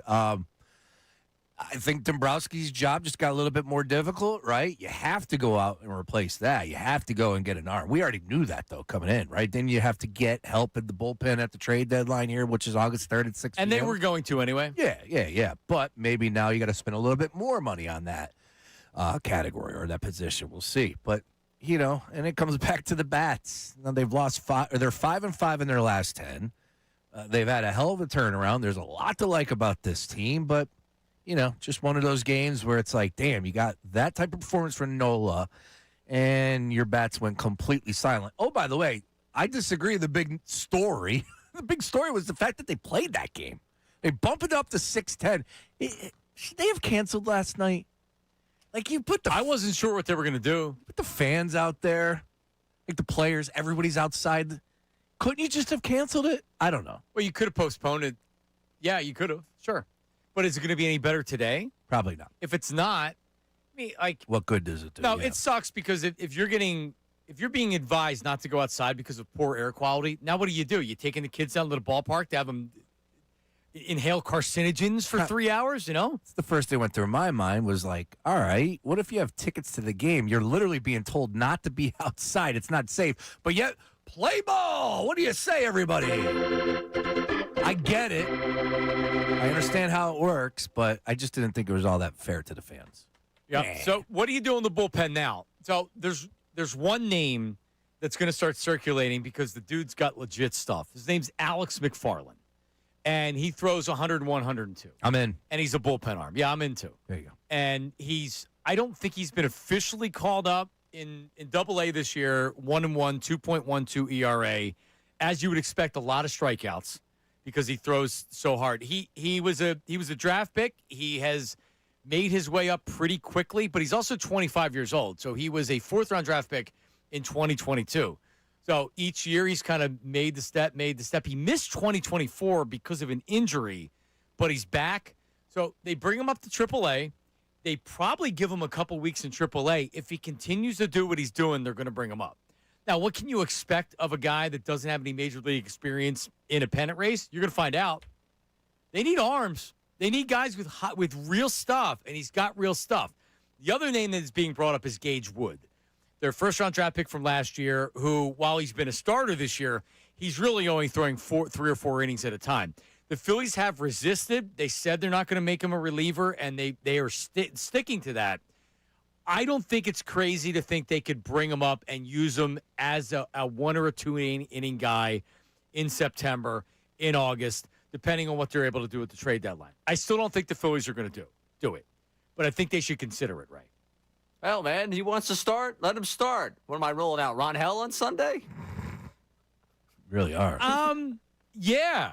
I mean, at this point, like, if you can eat 3 innings for me, it doesn't matter if you're eating 3 innings for me from 5 to 7 or if you're doing it from 1 to 3.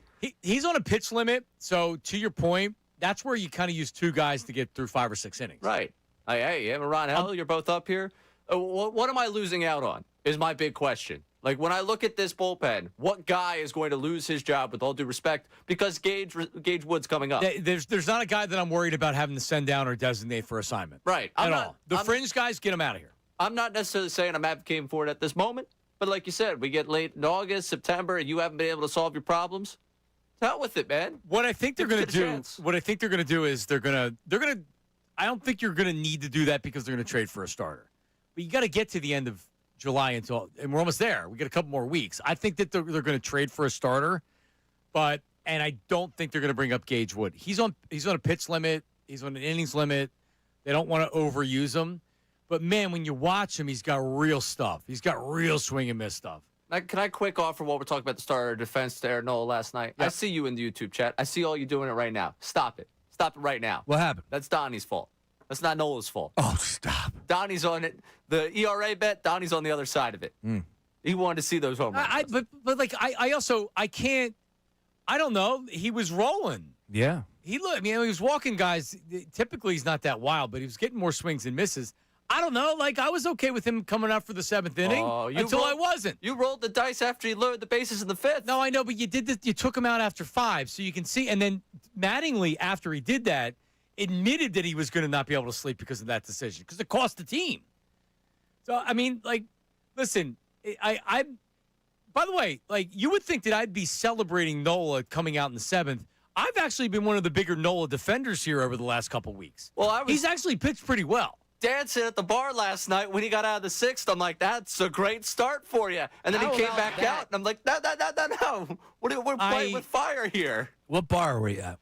I was at Baseline Social in Longport, New Jersey. Ever been? No. Oh, you were down the shore last night. I was all the way up in North Jersey. What the hell? I was at a social. It was like a little... Longport's not in North Jersey. Was not Longport then? What's a social? Longport's isn't like Longport isn't Longport above? Oh, you were like doing Monmouth, something up near Monmouth. Oh, I thought Longport was. I thought it was. What am I thinking of? I thought Was I in the Longport. wrong town. I thought Longport was above Ocean City. There is a Longport.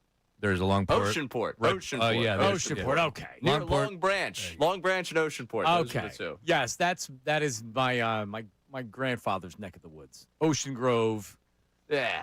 Asbury Park. That area. Yeah, well, I went past Asbury Park. Long drive last night. Ray Cash. He's been everywhere these days. Nice work. Now, are they going to use Gage Wood and Ray? You can combine these. Do you use Gage Wood because if you're going to get a reliever, it's all about supply and demand. So you look at what they gave up for David Robertson, and by the way, like they didn't get anything out of Robertson when they made that trade. They gave up Ben Brown, who's a really good young starting pitcher, and at the time he was probably a B-level prospect with A-level stuff. I think he's hurt right now for the Cubs, but that ended up being a great trade for the Cubs. So you potentially are going to have to give up a prospect like that. I'm not trading Gage Wood unless I'm getting. I'll trade anybody on this team except for Renteria for a player as long as he's under contract going forward. So if you're going to get a setup guy, but he's under contract next year, all right, you want one of my top prospects? I'll consider it. I don't know who you're trading Gage Wood for. I don't know who you're trading Aiden Miller for at this point. Because here's the other thing. If you think about the dead money on this team this year, Castellanos is $20 million dead. Adolis Garcia is $10 million dead. Now you got $10 million of Keller that's giving you nothing into next year. Holmes, I need Dave Dombrowski to make up for these losses, for these bad moves. They're bad moves. And when even with you have a high payroll, man, that's $40 million you could have used somewhere else. On top of the other, contracts that he's had to eat, right? With Casty. Yeah, but so if Casty's 20, if Garcia's 10, and Keller's 10, that's $40 million. Sheesh.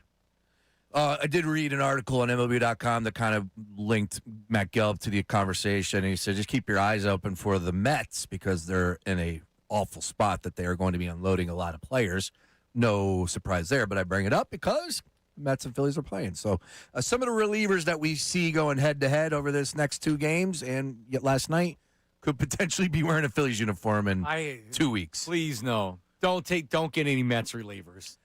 Think about the Mets relievers. Roger McDowell was a great trade way back in the day from the Mets. Other than that, every Met reliever they've gotten has sucked. They got two here, A.J. Minter and Brooks Rowley. And then, also Huskazar Brazoban, number 43 for the New York Mets. So 3 pitchers to keep your eyes on from the Mets. Well, they need at least 2. And this McFarland cat, I believe, is going to be in the majors. Provided he doesn't go up to AAA and crap his pants, which I don't have any reason to believe he's going to. Yeah, crap in your pants. Maybe pee down the leg. No, I need more of what he's been doing. McFarland, he's been really, really good at AA. And that's a ballpark that you can give up a lot of home runs. That's a hitter's park, at least when they play at home. Schwarber, nice job yesterday. What did he finish? I know he had the one that was almost another home run. I bring it up. I'm on Schwarber MVP watch. You're going to have to deal with that from here on out. That's going to be something that I will be bringing up relentlessly over these next 2-3 months. And then, by the way, I'm going to prepare you guys right now for this as well. Please. When September comes and Schwarber's doing everything he possibly can and he probably is approaching 60, I'm going to talk myself that he's going to win it. He's going to be the guy. He's going to win the MVP, and he's not going to. Right. And then I'm going to be upset, and I'm going to cry about it for a following week. By the way, they don't give the award out until December, so you're going to have to hear me cry about Schwarber Ohtani MVP for the next 6 months. Prepare yourself. Can you give us the Sixers are favorites? What do you say? Make no mistake about it. Hey, Kyle Schwarber is the front runner for the NL MVP. It's as simple as that. It's as simple as that. That's what you say at the end of it. You gotta get that on the board so we can hit it on demand. It's as simple as that. It's as simple as that. Philadelphia 70. You start off by saying your team, your town. Little your off. team, your town, There your it is. Philadelphia There it 76ers is. are Hey. contenders for the East. It's as simple as that. My goodness. It's simple as that. We got LeBron James on the mind telling me, no, I'm going to go. Wherever I go, it's going to be nice. And he said, oh, what did McMenamin say? He said, where are we going down there? In Philly? What did he say, at the nice area? Or he said Penn's Landing. Penn's Landing, yeah. At the dockside. That's what we're putting this Where up. Tony against. Bruno used to live. Yeah, we're putting Penn's Landing up. Okay. Yeah, as long as he has a cruise ship that's going to go right up to Penn's Landing and drop him off. Oh, man. See, like, Sean is now deflated regarding LeBron James. He doesn't believe he's coming here, and he's frustrated with the whole process. I told you guys yesterday. I knew that was going to rub me the wrong way. I just knew it. And he got up there, and he's like, one time. Yeah. Where do you want me to go? I hear the Sixers. I hear Golden State. Oh, I heard the Yankees. Notice he didn't say Cleveland. That was one thing that everyone's trying to decipher. Once again, we're playing LeBron's clues today. That's what we're doing. Yeah. You did this to yourself. You He thought did. we were He getting did. an announcement He did. yesterday. This is Sean's problem, not our problem. It's a problem with you, right? Like When I watch Aaron Nola pitch, it's my fault. I is. believed it was going to be different. Last night, when the 7th inning happens and it ruins my night and I drive home in silence, it was my fault. I believed. You believed we were getting an announcement yesterday. I did. You set yourself up to feel this way today. Again, I thought we were going to get this after the weekend, though. Now Sunday, World Cup halftime show. Shakira, Madonna, Bieber. I think Coolio's performing. You push those guys to the side. Is Coolio alive? Coolio's dead. Coolio's dead. That's right. Sorry. Let me just Google that because I'm pretty sure, yeah. Who have you killed before? Oh, I don't even remember so many people. I killed Bud Selig. Yeah, you did. Yeah, he's still alive. He is still alive. Yeah, I did. I killed him one time. I was like, oh, man. He is? Can we play a game of Dead or Alive? Yeah. With Sean? With Bon Jovi playing in the background? It's a great idea. We'll do it when I get back. Dead or Alive with Sean, and we'll give you all right, so let me do a quick one right here. Gerald Ford, former president. Oh, he's definitely dead. Yeah, he is. Yeah. He just had a birthday. That's why I bring it. There's only 2 living presidents. Look at you. Or no, right? Yeah, because you got George W. W is like 80. Think about that. He looked old. I was like, oh, no, man. We're all getting old. Obama. There's more than 2, yeah. Trump. So you got 3. Right. Who you missing? Oh, Clinton. Clinton 4. And that's it. William Jefferson. Still missing one. Alive? Unless we're doing No, Jimmy conspiracy Carter's theories now. dead. Reagan's dead. H is dead. Who did I miss? He only looks dead. Oh, Biden. Wow. I didn't know with all seriousness, you he's ventured into. He's battling cancer, so I was just kidding. 4. Correct. All right. Good job. Good job. All right. So Ray, apparently we were talking during the break, and it was like, well, what are we even talking about next year for? Because the baseball's not going to play. And every time somebody says that, I'm like, yeah, you know what? You're right. They are. They're going to strike. So is there anything that they've agreed upon? You know, when you're trying to do a negotiation, and it's like, okay, like this is still a main sticking point, but they've agreed on this and they've agreed on that. Is there anything that the players and the owners have agreed upon? I don't know, because apparently now, are they trying to make playing in the Olympics mandatory? I Yes, mean, they are. Who is? Major League Baseball. But I thought the players want to play in that. Yes, but now if you don't play in the Olympics, you're going to go on the restricted list and you don't get paid. So, like, here's the thing. If players want to play in the Olympics, then they can play. If they don't want to play, then don't play. Don't play. Like, it shouldn't be a mandate No. at all. And you know what it is? I think even they don't even care about what they're talking about. They just want to disagree to disagree. Because it's like, no, we're not agreeing to anything. Yeah, I would imagine there's been some really small conversations that they've had, but I don't think that there's anything worthwhile that they have sat down and discussed. It starts and ends with the salary cap. We know that they're going to strike. That's when they're going to sit down. That strike's happening. So do you operate differently knowing that if you're Dave Dombrowski? I would hope. Because think about it. If they miss even part of the season next year, do you go for it more right now because your players are even older? Absolutely. You look at this core, you have to. You have to. Trey, Schwarber, Harper, all of these guys. JT, this core, yes, you have It's to. old. Yeah, it's old. All right, so we have Don Mattingly yesterday. We were talking about the McFarland cat earlier. Alex McFarland. Mattingly was asked before the game yesterday about Gage Wood and McFarland. Could they be in the plans for the big league squad? Here it is. I've heard Alex's name. I haven't heard his name about coming here. I know he was still in AA. I don't know if they've moved him at this point or they're going to move him. Yeah, so until he, start hearing his name, he's not really, I guess, an option at this point. Anybody that's on the roster, though, always ends up being a possibility. Could be a possibility. It depends how he pitches. I love that answer. Yeah, I heard. Don's got one thing on the mind. It's the pro team. That's it. Day to day, how he's handling that. Yeah, he's not a high motor manager. Definitely not. Definitely not. I don't mind it, but it's, you got to run its course. You got to find out whether or not it's a successful way of going about it. Yeah, he's old school. Yeah. Yep. All right, 610-632-0975. We'll get your phone calls, your voice memos, and your text messages to the Davis Honda text line. Feel the Davis difference at Davis Honda in Burlington. But coming up next is a News at Noon with Ray Dunn. Ray, what's on the agenda today? Today we got Pat Riley, we got a Nick Saban story, and believe it or not, Scotty Upshaw. Scotty Upshaw? The hell is this? 2008 Flyers stories, man. You can't get enough of them. That's coming up next. Middays with Marks, 97.5.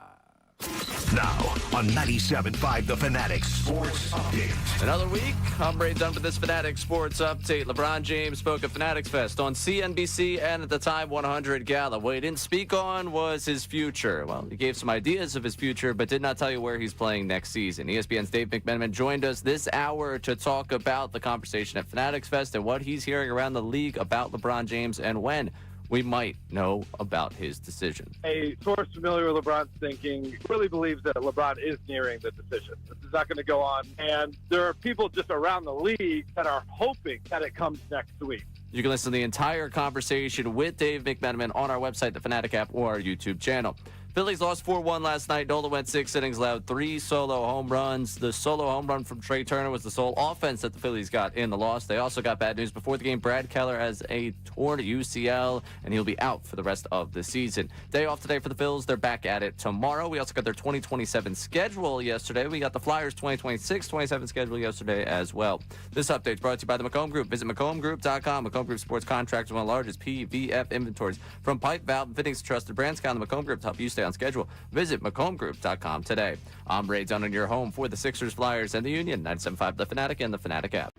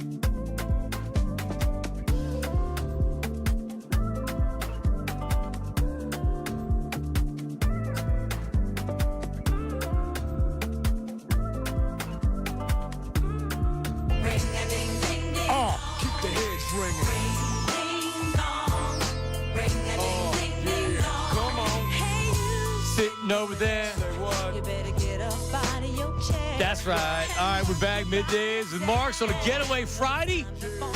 I'll see you down on the boardwalk in Ocean City, New Jersey next week. That a boy. Hoo-ah! My brother Peter was coming in from Vegas. He lives in Las Vegas. And, of course, his flight was delayed, so my wife was supposed to get up early and pick him up, and then they had a 2-hour delay. So he has arrived safely. We will travel down tomorrow, and I'm looking forward to it. Honestly, like, we had talked about this before, that when you go on vacation with kids, it's hardly a vacation, and it's just getting ready to go to the vacation and pack the car and everything else. So that's where I am right now. Yeah, the vacation look. Once you're there, everybody relaxes. It's cooler heads prevail. At least I hope. Yeah. For me it is. But the 24 true story. I took off the day before that I'm leaving. So you can get ready. Correct. Yeah, no, you kind of need it. I used a day to take off the day before we're actually going on vacation so I could pack the car and be relaxed and be ready. And start getting yelled at 9 a.m. rather than like 3 p.m. Excellent. Good job. Thank you. Very smart. Getting wiser. Peachtree still holding? Yeah. We're actually getting new carpet upstairs today. So I was supposed to have everything off of the floor. And I took some of the things that were in the closet and put it on the bed. Which I would do too. Now, she claims that the beds might be taken apart because they got to put the carpet there. And I said, they're not taking the bed apart. Come on. So did you know that information? Maybe she said it to me. How? No. Taking the beds apart, no. Okay. It was all that was said to me was like, hey, we need to get everything off of the closet floor. Everything we have weights. They're on not taking the beds apart. They're not taking the beds apart. I've had hardwoods put my entire downstairs, and I've had new carpeting put upstairs. They move the stuff around. Yes. They do this for a living. Believe me, they're not taking a bed apart. Words exactly I said, John. They do this for a living. They're not taking a bed apart. Now, I said, send me a picture of the bed if it's taken apart. Notice I haven't gotten a text message. Yeah. So the peace treaty, yes. Long-winded Ray still signed. Like Iran and United States peace treaty? Yeah, exactly like that. Oh, no. Ready for cannons at any time. Trust me. No, but for real. So this time, we're like, and Liz was like, no, you're not doing it. I'm taking my girls wave running. Whoa. I love wave running. They're not going to drive it. They're not allowed to do that. On but the back. My Gianna is a thrill seeker. She goes on all the rides, so she wants to do every ride, which we do. But so we're going to go wave running. So that's one of the days. I looked at the weather. Doesn't look necessarily great. Where you got to go for that? They got that in Ocean City? In the Bay, yeah. In the Bay. Like you can literally go on this way up to the 9th Street Bridge. Yeah, you're right. You're right. In the Bay. Yep. Love the Bay. You a Bay or an ocean guy? I'm not a Bay guy. Well, no. I'm talking Who's a Bay guy? No. Talking about staying. Like if you ocean. We're on the beach block. Okay. Yeah. I don't mind the Bay. I don't mind it either. It just sucks when you have to go to the beach. Now, I'm also like, I don't care. Last year we weren't as close to the beach, so I just piled everything in the minivan and drove up, and then dumped everything off. And then if there's a parking spot, I'd park. If not, I'd go back and then I walk. Sure. I don't mind that, but it's nice being a half a block to the beach. I stayed on the Bay the one time where we had a little entrance to the water. It was good. You just jump in, cool off, get back out. Yeah. Ray, you diving in the Bay? Sure. Why not? Really? This guy. Give me the opportunity. Ray Cash. I'm in. He's been everywhere, man. As long as he's got a couple drinks. That's it. All right, we'll get back to it after the news at noon with Ray. What do we got? Drums, please. Little throwback here. I'm glad we've reached where we have a catalog of songs to go to. We need some new ones. We haven't heard this one in a while. The news at noon with Ray Dunn. It's still bad. The news at noon with Ray Dunn. The news at noon with Ray Dunn. The news at noon with Ray Dunn. Oh, there's more. Here it is. The news at noon, slightly transformed. Ray Dunn getting the people informed. Giving us the headline and local insanity of all these hot takes we hear every day. Reddick, Rivers, and Big Skip Bayless. If they say something, Ray's gonna tell us. It's the news at noon with Ray Dunn. The news at noon with Ray Dunn. That's the best part. Still going. Still going. All right.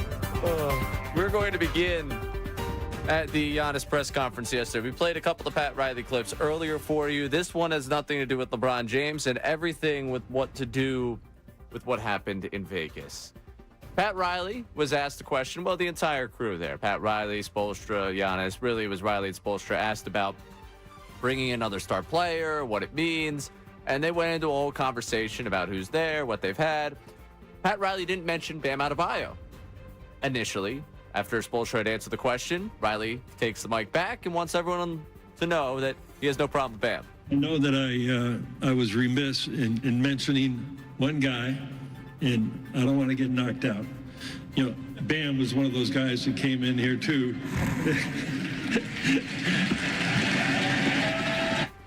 So he gets the applause for the I don't want to get knocked out joke about Bam Adebayo less than a week after Bam had the altercation with Tyler Hero. If you're Tyler Hero seeing that clip, how do you feel? Not happy. You know what, though? Tyler Hero is a punk. Oh, I'm cool with Tyler Hero being dunked on. I'm good with that. Yeah. Me too. But Me too. Pat Riley making the joke. Yeah, listen, Pat Riley, they don't make him like they used to with Pat. Pat Riley he's probably the last of the old guard. Oh, and he looked good for his age. He looks great for me. He's 81. He sounded good. Sounded like he's ready to go still. Looks great. Yeah, man. Riles is still, that could deter LeBron from going to Miami because there was definitely friction. He took his cookies. I made that joke a few times already, but it's the truth. Well, Pat more or less said, see ya. Essentially, yeah, because the whole LeBron-arage, is that what they said? All that. Yeah, Pat wasn't dealing with any more of that crap, so he said, you can go. He got his title. Oh, yeah. He said, see ya. So does he want to go back there? Like, I don't know. This is really, I have no idea what he's going to do. I have no idea what LeBron's going to do. Wherever he goes, it's going to be nice. It is going to be nice. Yep. All right, from one old disciplinarian to another one. Let's go to Nick Saban. Derrick Henry, podcast reason. I believe this was Pivot with Ryan Clark, but feel fact on that one. I'll double check while we're playing it for you. Derrick Henry telling a story about after a game in which they scored a number of touchdowns, Nick Saban wanted to talk about the showboating and specifically the hypocrisy of the showboating by his Alabama players. We was in the meetings, because Saban, he old school, could stand if anybody scored and wanted to celebrate afterwards. So we in the meeting one day after the game, forgot who he played, and he pulling up film. He's showing everybody that he talking about, hey, you guys, you stop doing all that showboating, doing all that praying hands and act like you thanking God. And then later on that night, 12 o'clock, you down there, got Black and Miles, got liquor, you're chasing. He's like, forget all that. Do your prayer, you get on one knee. Then 12 o'clock comes, you down there smoking Black and Miles in the corner, drinking liquor, chasing girls. Nick Saban, not a fan of the fake praying. Are we surprised? Not at all. Man, Nick Saban, and I think it was the one interview I did with Jalen Hurts that where he really opened up and felt comfortable. Ike played for Nick Saban, Michigan State. Wow. So they had the connection of Nick Saban, and once he heard that, he's like, oh, they started telling Saban stories. Could you Nick Saban's one of I love Nick Saban. Yeah. Absolutely love Nick Saban. You talk about it like a football coach. He's mad after wins. You win a national championship, he might crack a smile. One smile a year. And then he's got to recruit. He's got to go get a recruit the next day. There's no rest for the wicked here. That's a great story. That's why I would never want to be a college coach. That's why Dusty May literally just left after winning a national championship. I think the story was that that night, following the championship game, he had to hop on a Zoom call for a recruit. He just won it all, and he had to recruit a kid. And pay him on top of it. And pay him, I guess. You're right. But, man, that would rub me the wrong way, too. But it's the reality of where you're at because, dude, you're on the shining, you're the shining star. You just won the championship. You're on the stage. Yeah, now you want to gloat to that recruit that's possibly thinking about somewhere else. Yeah, and Nick talked about when he retired, and then he came out a little bit later and talked about why. He had said that the paint was even dry on losing a college football playoff game, and he's got a guy coming in being like, yo, how much are you going to play me next year? Yeah. Because otherwise I'm going to go somewhere else. And a guy like Nick Saban, man, he can't put up with that. Jay Wright got out at the right time. Nick Saban got out at the right time. Roy, Coach K. Roy, yeah. I mean, things changed so drastically. And you don't want to have to rethink everything that you do and everything you do. Do you think the ones that are still here have always been crooked? Yeah. Meaning like some of the coaches that are still here that have been here. I don't know, like Pete Bell from Blue Chips. Yeah, exactly. Who wasn't crooked, but he became crooked. I guess his name would rhyme with Shelf. Bill Self?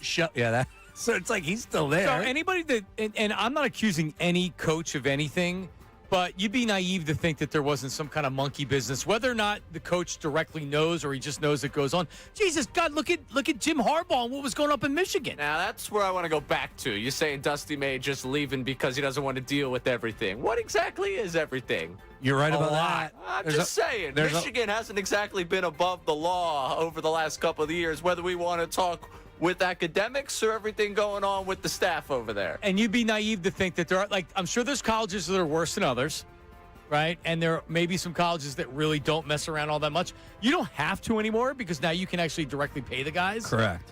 But then you get Connor Stallions dressed up in disguise trying to... Connor who? Yeah, Connor Stallions and J.K. Rowlings hanging out together. Oh, man. We need to write these down and bring them up at the end of the year.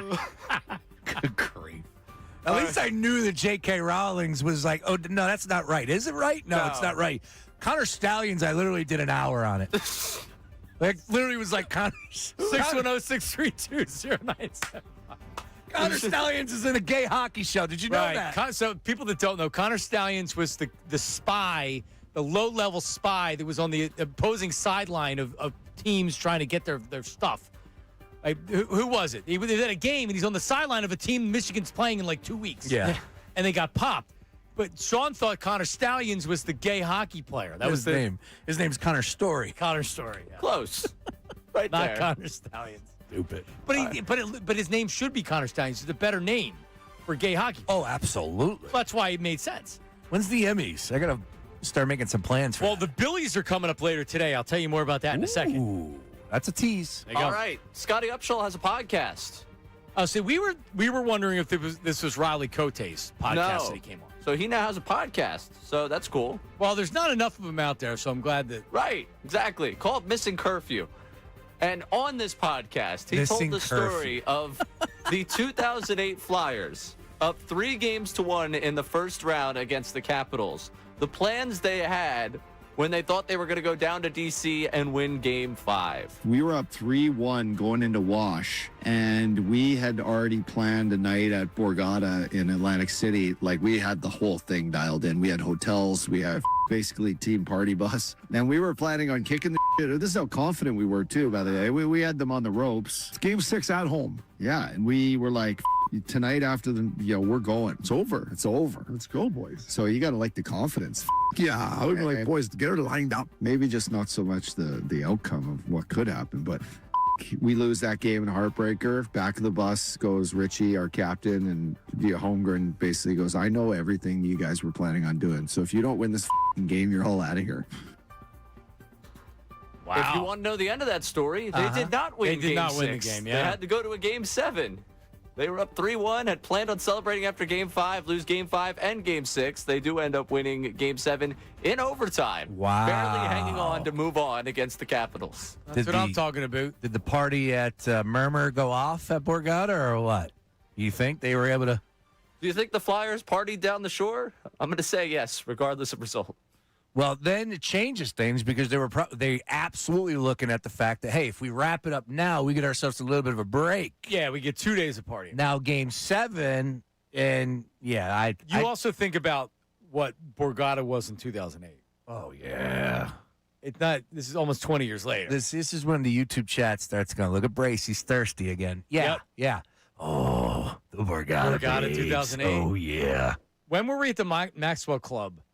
And I actually had to go on the. I had to be on the air at 8:00, and I think it was like 3:00 in the morning, and we're at the Maxwell Club, and I stopped drinking because I had to drive home, and they actually gave me the option just take off tomorrow, and I'm like, no, I'll do the show, and because Sean was supposed to go home, was supposed to drive home, I was giving him a ride. That's right, and I stayed. And Sean's like, No, and it's like, bro, it's 3 o'clock in the morning. What are you doing? This is a classic day in Brace's life because I took a cab home. So I drive home, I let my dog out, and I go right to Andy's Diner to do the Saturday morning show. Sean's like, no, and he's with these. I don't even know who these guys you were with. So a bunch of losers. Neither did I. Yeah, it's just he's with these losers who are like, yeah, there's lots to do right now. Yeah, there's not. Sean stays because he actually thinks that he's going to meet a woman or like something's going to happen, right? Oh, something did happen. So Sean, what happened? Actually, there was plenty to do. Did stay up into the midnight hour and probably 7, 8 a.m. I got a cab and took a cab from the Borgata to. Was it Borgata? It was either Borgata or Harris because Harris is where. Harris. It was Harris. It was Harris. We were at the pool. Yes, and I took a cab from Harris to when I was living in Fairmount at that time, Girard Avenue / North Philly, whatever you want to say, and it was $124, and I think I tipped him in two $25 chips. That's $125 cab ride. If you're wondering what it costs, one way. Yeah. Did you pass out in the back? Yeah, I woke up, literally was at my apartment. It was the quickest ride ever. I could have lost a kidney, maybe 2. But, yeah, man, ended up taking the cab. That was not a good time. My phone was dead, and I couldn't get up with the people that I was with. Should have went home with you. Yeah, but you had fun. Oh, a lot of fun. Coming up at 2 o'clock today, Ray, I don't know if you know this.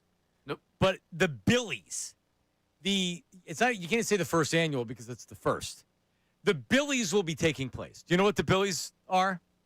It's like the ESPYs, but Bill Colarillo hosts it. Aha! There you go. Not only does he host it, he's compiled all the categories. How about that, as Ray once said?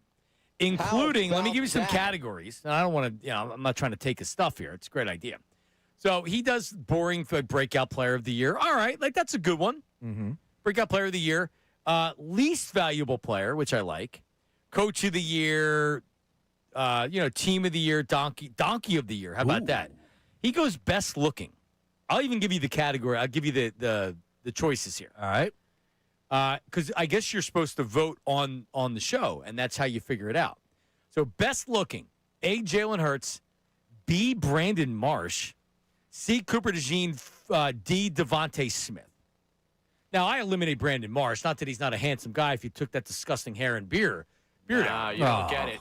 The ladies of this city would disagree with you wholeheartedly. Ladies love that. I don't know what ladies you're talking about. Oh, no. My wife, just, dry heaves. You see his lady?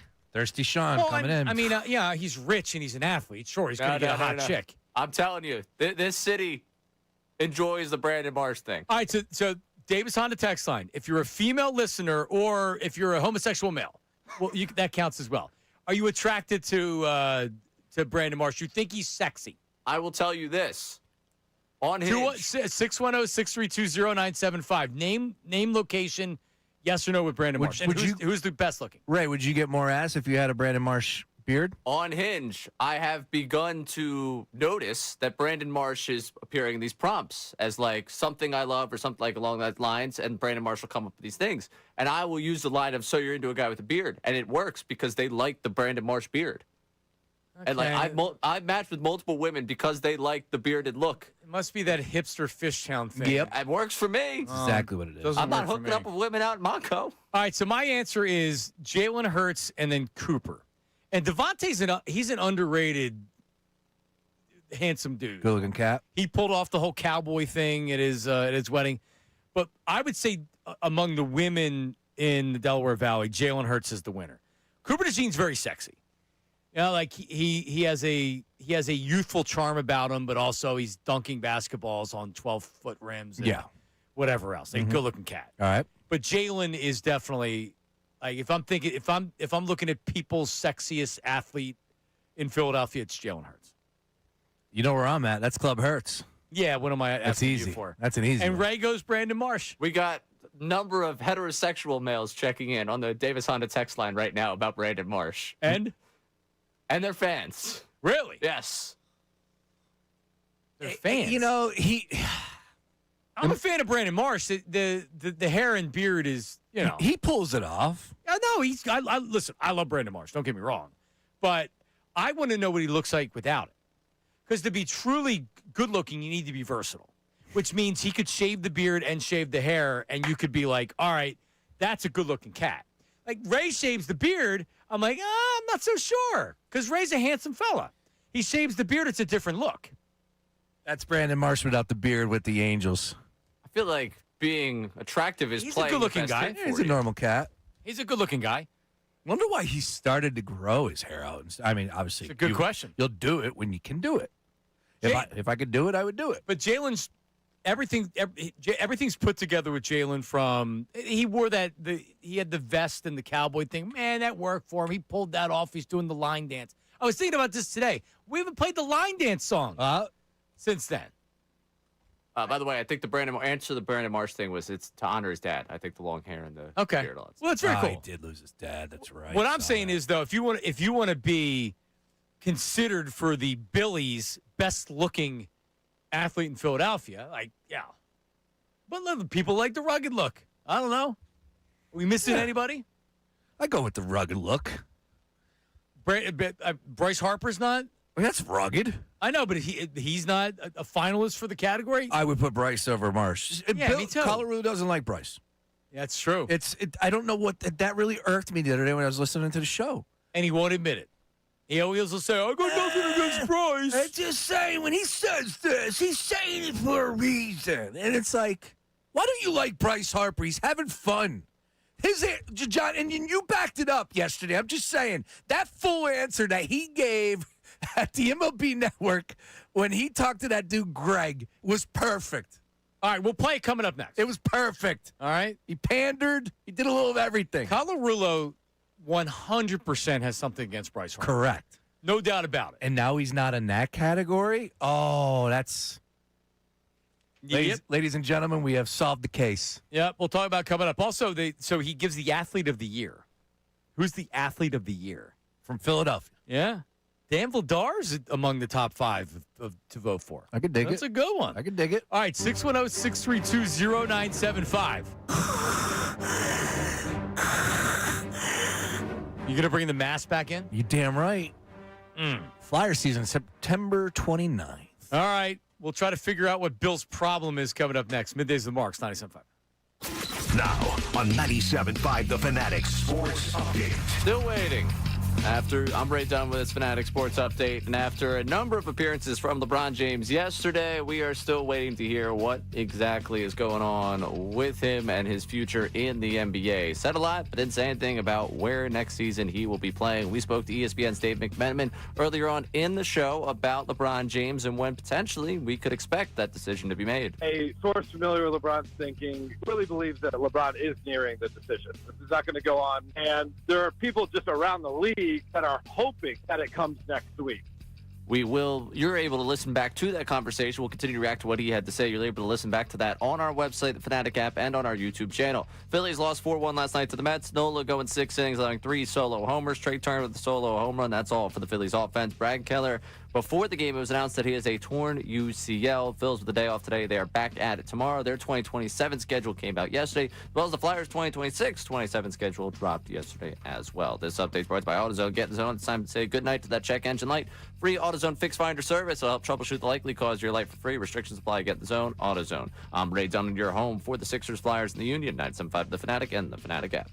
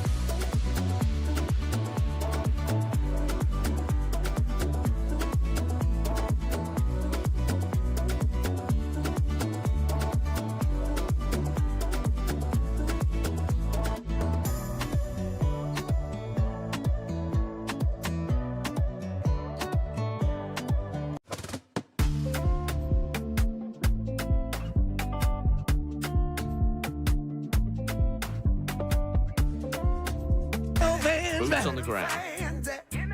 Where them fans at? Where them fans at? Hit me one time. So this was the video that Jalen at Devontae Smith's wedding, they were doing the line dance. And apparently a lot of people know it. It's not complicated. This is a great tune. And man, this is why I'm Objective Club Hurts. He pulled it off. He pulled the outfit off. You have a cowboy hat on? I think he did. Yeah, I think he did. Oh, yeah. Ray was off that week. Wasn't working. I was here for that. Were you here for that? Yeah. I have a cowboy hat. That was where that conversation came from. I actually found two while I was moving. I have a cowboy hat, too. I have a cowboy hat from my trip to Wyoming, and I have a Temple cowboy hat from Wild West night. There you go. Well, keep that at home. Can you bring in the one from Wyoming? I actually have two as well. I got a regular cowboy hat and a Wild West night from the Wings. Of course. And Sean's got lots of cowboy boots. Yeehaw! For sure. Where them fans at? So stay tuned. Apparently, so LeBron right now is doing the Barbershop podcast. Did he or did he not maybe give a little nugget to where he's going? Maybe? Oh, here we go again. Do you know what he said? No, I have no idea. Nate's grabbing the sound right now. Ray told me. I just want to bring it back. And I how am I supposed to say this without ripping us? What? Like McMenamin says, wherever I'm going, he's going to be nice. I love Philly. Where is he going that's nice? Where's he going? Oh, the dockside, like he had said. Why not? Rittenhouse, Gladwin. No, he's not. There's mansions in Gladwin. No, this is a year or two thing where do you buy a house if you have LeBron money? I guess you can do whatever you want. I guess what I would say is when I think of I'm going where it's nice, it means warm. Miami. Yeah. Sure as I in Cleveland. So it has less to do with the house. Yeah, but did he say nice or did he say that's it's what fun? McMenamin said. That he's gonna. Yeah. He was told he's going somewhere. Wherever nice. he goes, yeah, it's gonna be nice. And that's what I attribute nice. The weather's gonna be nice. Weather, yeah, I'm a weather guy. Weather first, then roads. Do your roads have potholes? You're not coming here for the roads. I don't know what it's like, and I know South Florida's probably not nice. Well, South Beach is gridlocks, terrible traffic. Yeah, but they don't even play. Where do they? I've never been, so I don't even know. It's spread out. I don't know the scene in Miami, but I saw a Miami reporter that commented at the All-Star game, this is like the best thing ever. All of the stadiums were right here. In Miami, they're spread out in different spots. And I don't know where, and I don't know the logistics of all that. Yeah. But people were like, this is the best thing ever. Yeah, she was like, this is the best thing ever. That's why we're trying to break it up. Exactly right. All right, Ray, did you have some leftovers on? Apparently, everybody started hitting the text line on the Brandon Marsh thing, because I don't know how Rick Tocchet. I think you have to put some other. These aren't just athletes. Rick Tocchet should be. Rick Tocchet for being an older gentleman, sexy, for sure. You disagree? You're dropping the sexy word left and right in this 12 o'clock hour. Listen, Brandon Marsh is an attractive guy. He's an athlete, whatever. But we're talking about the best looking in Philadelphia on the Billies team. Yeah, I don't think Rick Tocchet. I'm bald. I love Rick. Bald guy, scars all over his face? Yeah. Okay. I don't think Rick's going to win that category. Sirianni? Who's the best-looking coach? Rick, Sirianni, Nick Nurse, or Donnie Baseball? It's Tocchet. Wow. No, it's Sirianni. Dude, no, it's not. Tockett's a little bit older. Tocchet was a heartthrob when he first came up with the Flyers. Nick Sirianni's never been a heartthrob. Go look at his pictures from college. He's actually better looking now than he used to be. I just look at, all right, yeah, Sirianni. Yeah, I'll go with you on this Tocchet? one. Give it to Tocchet. Ray, I think, saying Nick Nurse. Of course. Yeah, how could you not? We're giving all the choices. All right. Our most notable woman listener, Carrie the massage therapist, has checked in. Hi, Carrie. Marshy is totally my type. I'd love to see him without the beard just to see more of his cute face, but combined with his personality, he's top-notch. As a proud Club Hurts member, Jalen is always number one. What a smile. And Carrie does like the beard, as we know, because she's a big fan of Ray. There you go. The text line would tell you it might just be, if we're doing the year of what? The year of the beard, because people are loving the Marsh beard. Is that right? Yes. Oh, my God. Yeah. Some people are saying that this list does miss out on JT Real Muto, that JT is one that's very popular with the ladies. JT should not be on the list. He should be on the list and not Brandon Marsh. No, JT is a legitimate contender to win it. And you know what? JT has great calves, and you would probably like his derriere. Yes. He is well built on the lower half. Well, all right. So the best looking Phillies player is who? JT. No. Not even close. Well, who is it? Ain't Marsh, brother. It's you tell me, I all know. these women think he's sexy. Why don't you kiss him? I know who it is. Oh. I said it at the beginning of the year. This guy was featured on an Instagram post, and I go, oh, that guy right there. Jesus Luzardo. Luzardo's an attractive guy. Luzardo is easily number one on that list. Easily. Chris Sanchez has the neck tattoos. A lot of people like the rugged neck tattoo guy. Yeah. He's tall, too. He's tall. Zach Wheeler has a hot wife. He does. Good work by him. Go figure. Multiple kids, like too. $30 million a year. Yeah, working well. Go figure. Yeah, Luzardo easily. What a stud. Number one all-time, Uncle Jamie on the Davis Honda text line, Dutch Dalton. All-time number one. Saw a picture of Dutch the other day. I was like, man, I could just smell him. It's he was glorious. I can smell him, too. He's the man. It's a great statement. I swear. What the nicest guy He ever. smelled sexy, Dutch. Yeah, he smelled. No, he just smelled like Clean. coconuts. He smelled clean. He smelled like coconuts, clean, beach. Just, what's up, Dutch? It was like an Old Spice commercial. Like the whistle was just like. It was Old Spice, but not. But Old Spice doesn't smell good. I'm gonna buy Ray some Old Spice. Make him wear it. God. Oh my God. Yep. Do we have the LeBron stuff?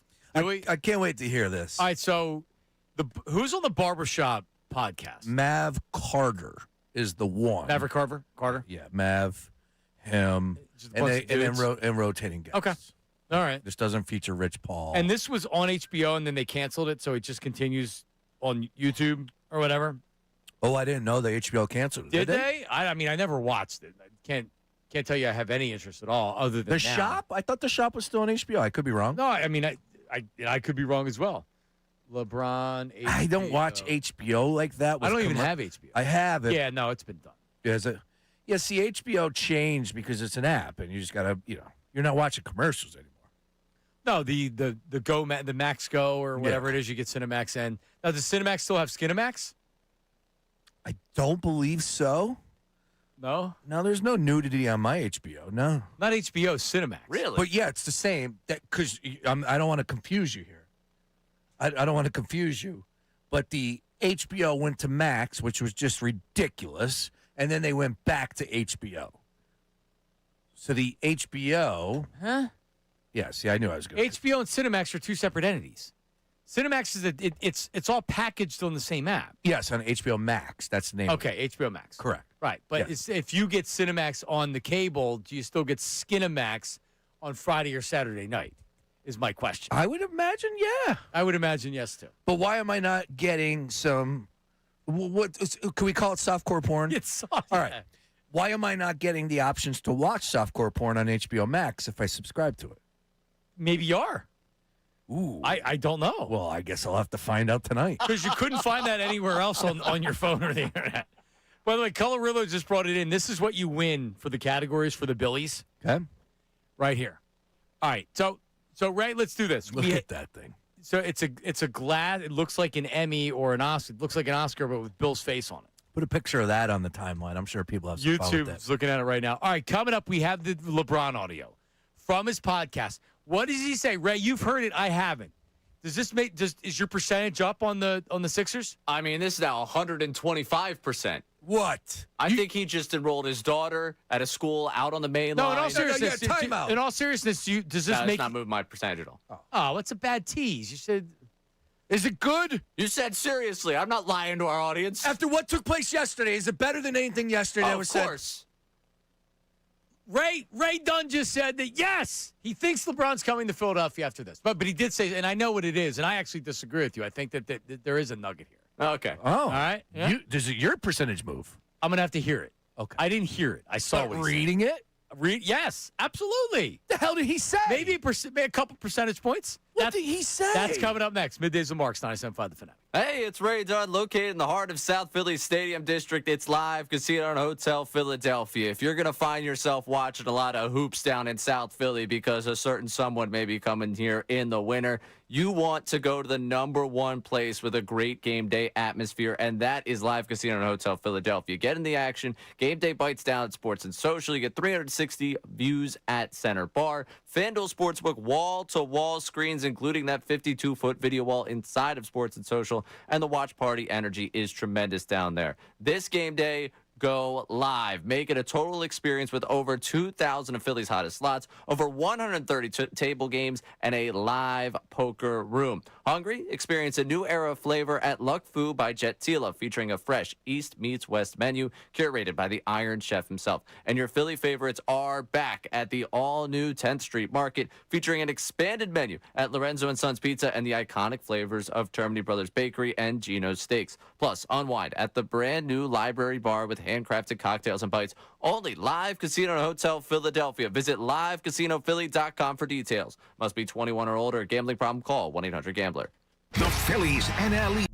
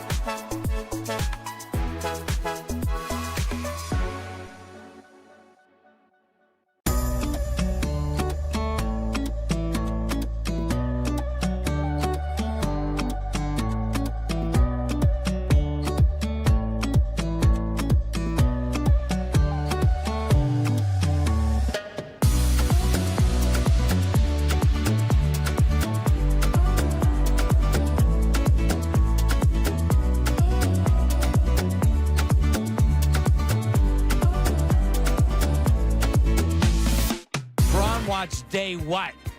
We had Dave McMenamin, ESPN. He's trailing. I said you're lurking. He said don't say lurking. He didn't like the lurking. He's trailing LeBron James. He was up at the Fanatics Fest where LeBron James, we spoke to him earlier in the show, where LeBron James is back today for another podcast. Is it a taping, Ray? Is it the same thing? When they're releasing this? I don't know when this one's coming out. Well, is it being filmed right now? Yes. We're getting real-time updates. So here's LeBron. I don't know what we have here, Ray. I read something. I don't know what you have, but here's LeBron on the Barbershop Podcast. Most important is I want to compete. I want to compete at a high level. I want to, join a franchise that kind of shares the same, model as myself, and that's practicing championship habits every day, but trusting the process more than anything. I think you trust the process of actually getting to that point. Hold on. He said it twice. There's no way that was by accident. Did he say you trust the process? Sean? You have no reaction over there. Hold on, play it again. Yeah, I got to hear it again. Play it again. He doesn't say, you can hear him smirking the second time he says trust the process because he gets the reaction he's looking for. Listen. Most important is I want to compete. I want to compete at a high level. I want to, join a franchise that kind of shares the same, model as myself, and that's practicing championship habits every day, but trusting the process more than anything. I think you trust the process of actually getting to that point. He said it the second time. You could tell he was smiling. And the beginning, where he talks about, play the beginning. I want to hear it one more time. Think in the beginning, it sounds like he's talking about Myers and Gansey. Most important is I want to compete. I want to compete at a high level. I want to, join a franchise that kind of shares the same, model as myself, and that's practicing championship habits every day, but trusting the process more than anything. I think you trust the process of actually getting to that point. Sean? Are we? I feel like Bill Withers. I feel like I'm being used right now. But I want it. I want him to use me. I want you to use me like the rag doll that I am, LeBron. Use me. Yes, I am fine with it. He said it on purpose. You don't say TTP. You know what that means. You know Joel Embiid is the process. You know that is 100% linked to the Philadelphia 76ers.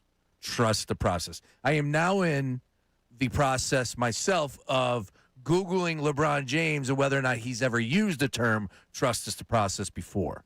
So I'm trying to figure that out as we're doing this on the fly. But there's no doubt in my mind he said that for a reason. Where were you to start to show LeBron coming to Philly? Percentage. Did I move? I moved a little bit. I went down. I was probably 30%. Are you back up? Dude, right now what he's doing is he's starting to give breadcrumbs. He's using us. That was a breadcrumb. That was the first breadcrumb, knowing exactly what he's doing. If we believe this is going to be early next week is when it starts being clear that he's going to make the decision next week. On a Friday during his podcast, he gives that breadcrumb, and it sounds like he's smirking when he's saying it, Ray. You want to hear their explanation of him saying it? Yes. Realize, that's just a term. That's the term. And by the way, I've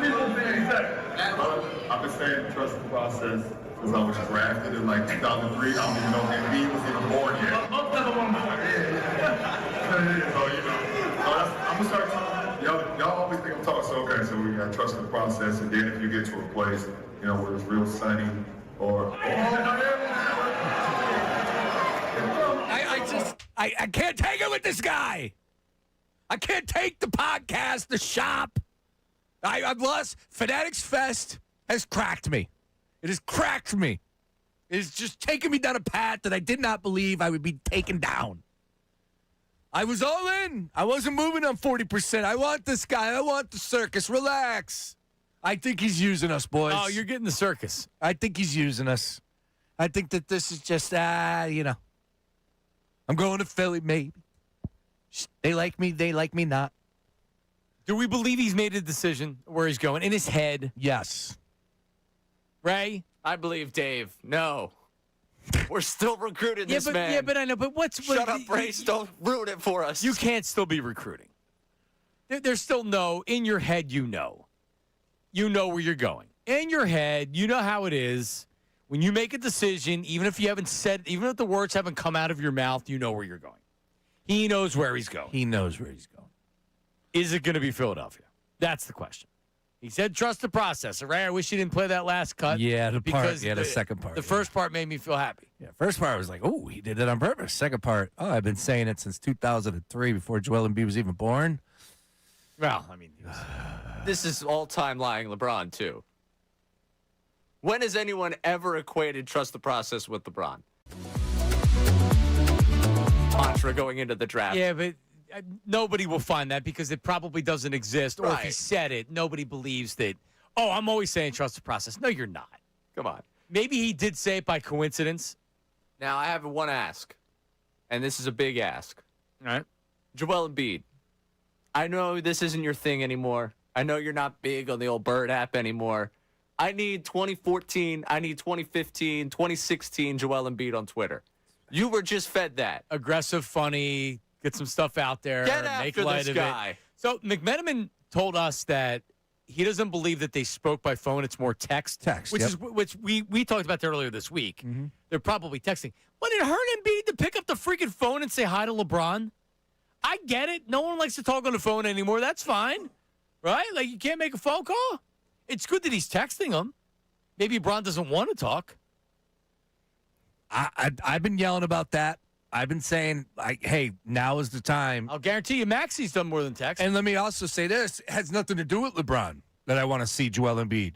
You are now with a situation that, obviously, with this roster, it presents its best opportunity to win a championship since you've been here. Like, act excited. Be a part of this whole deal.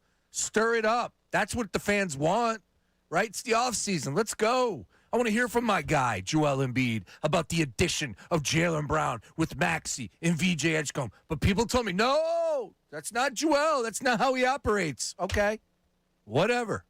It would be nice to hear from the big man. I'm going to find out when this is. Because if this isn't getting released like next Friday, that means he's not going to. Oh, God, don't do this to me. Well, the one he recorded yesterday is not coming out till Tuesday. Oh, You got to trust the podcast process, boys. All right. There we go. 610-632-0975. So, the texter says you should be excited about the second part of that cut. Why? Yeah, He talks about going somewhere sunny. You know where it's always sunny? Oh, see, I read that as Miami. That's actually in my bio.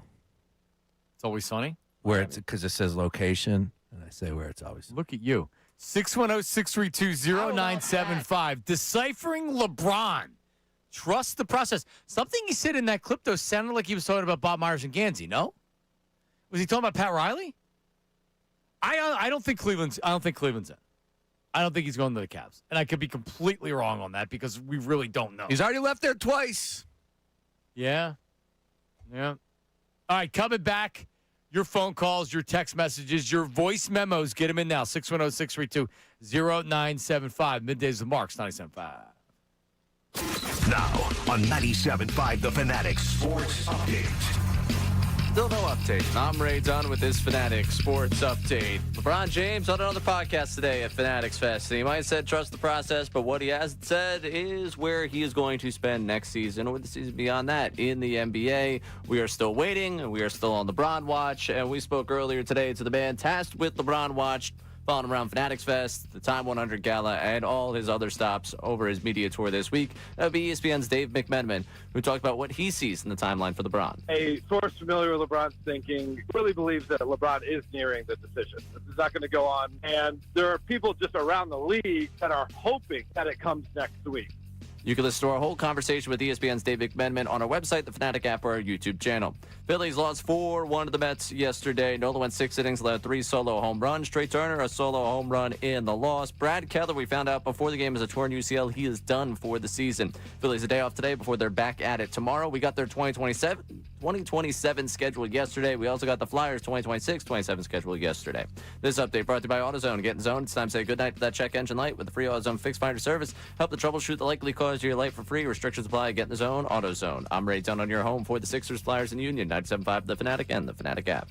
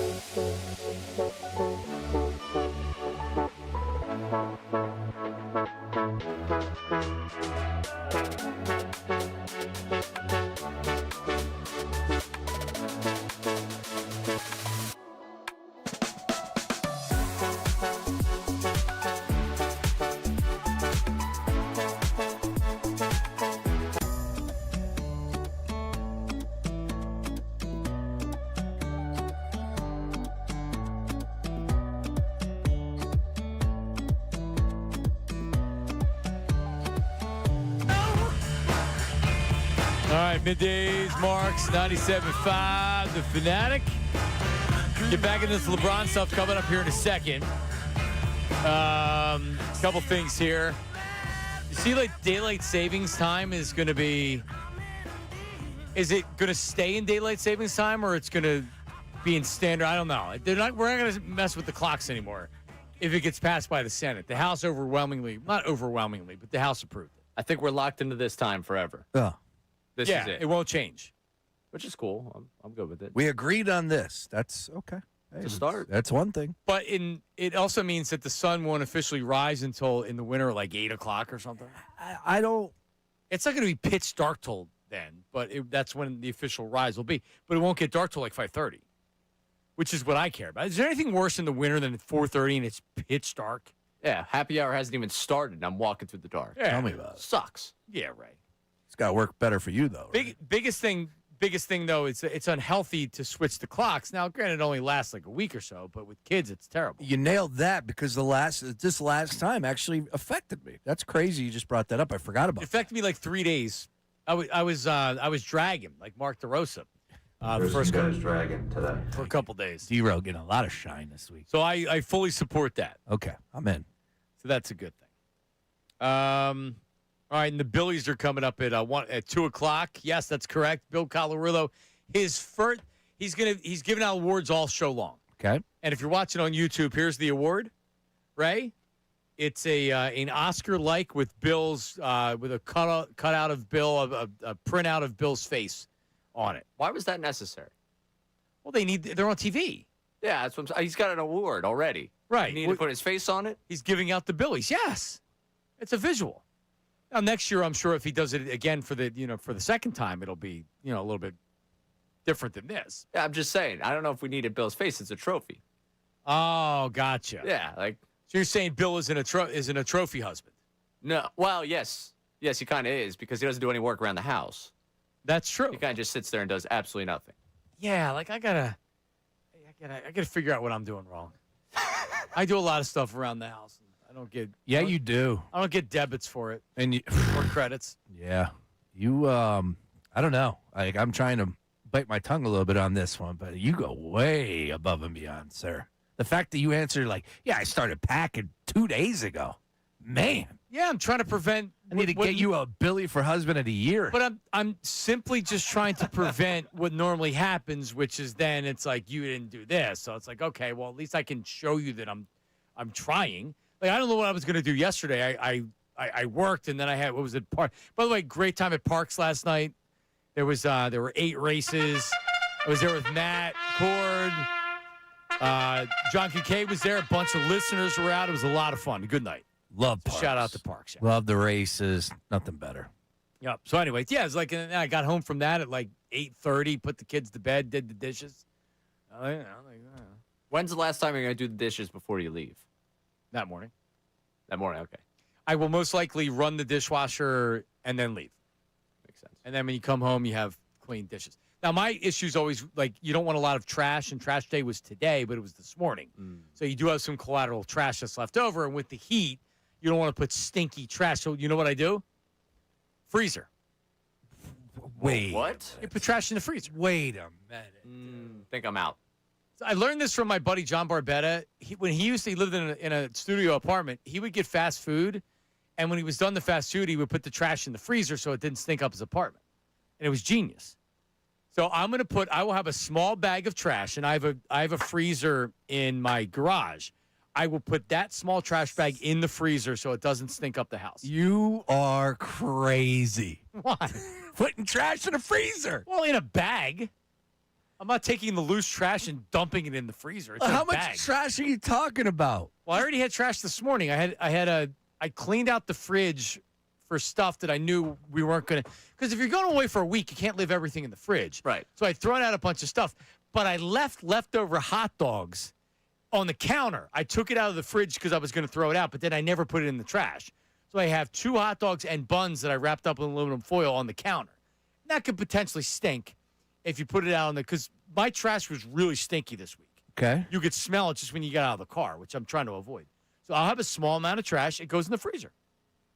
Oh, I'm howling. I've never heard of anything like this. Oh? Maybe I'm in an extreme minority. That's right, it stinks. Yeah.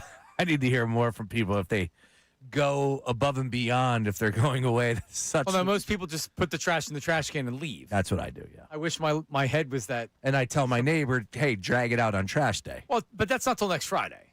And my neighbor, Dale normally does it. Shout out Dale. Right. Oh, that reminds me, I got to stop the mail. Will Dale go into the freezer to pull the trash out? No, it's not necessary. Okay. No, I just take it out of the freezer when I get home.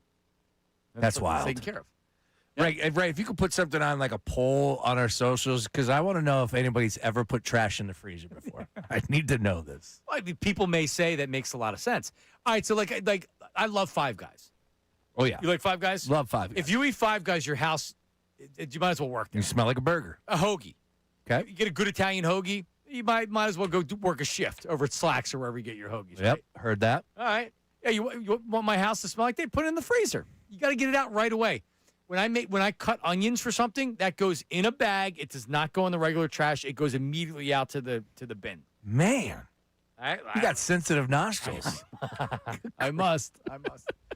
All right, we have some memos on the LeBron James weight. We need a name for the weight. We need some type of a term for what he's doing. Because you came on the air today very upset at LeBron. Yeah, I'm a little fatigued. I'm not denying it one bit. Well, you've gotten it off your chest to where you're not as angry. You came in hot this morning. I did. You were like, I'm being used. Yeah, we're being used. And the fact that he hops up on that stage yesterday for 45 minutes, like anybody cares. Anybody cares what he has to say other than your decision or anything that's revolving around that. Right. Except for the 10-year-old boys that are there, like Eli and Elon, asking questions. Great questions. But nobody gives a damn about anything he has to say. Leadership. Let me tell you about leadership. We've been watching play for 23 years. We know who you are. The only thing we care about is where you are going. And he joked about it and had fun with it. And then you got Halliburton teeing him up with, oh, you've been in the league for 76 years? That's the issue. Like, they're kind of rubbing my face in the mud with this, too, as well. Trust the process. You've been playing it for 76 years? Like, okay, dude, I hope in a week he's coming. And then I can look back and say, man, I was an idiot. He told us all that. Right now, I feel like I'm being used like Bill Withers. That's what I'm feeling right now. You might be. Let's go to, is it Jar in North Philly? Jar, go ahead. What up?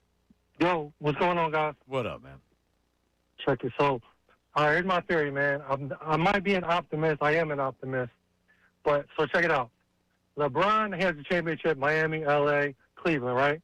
And you know how we say, like, Nick Foles never has to pay for a dinner in Philly? Yep.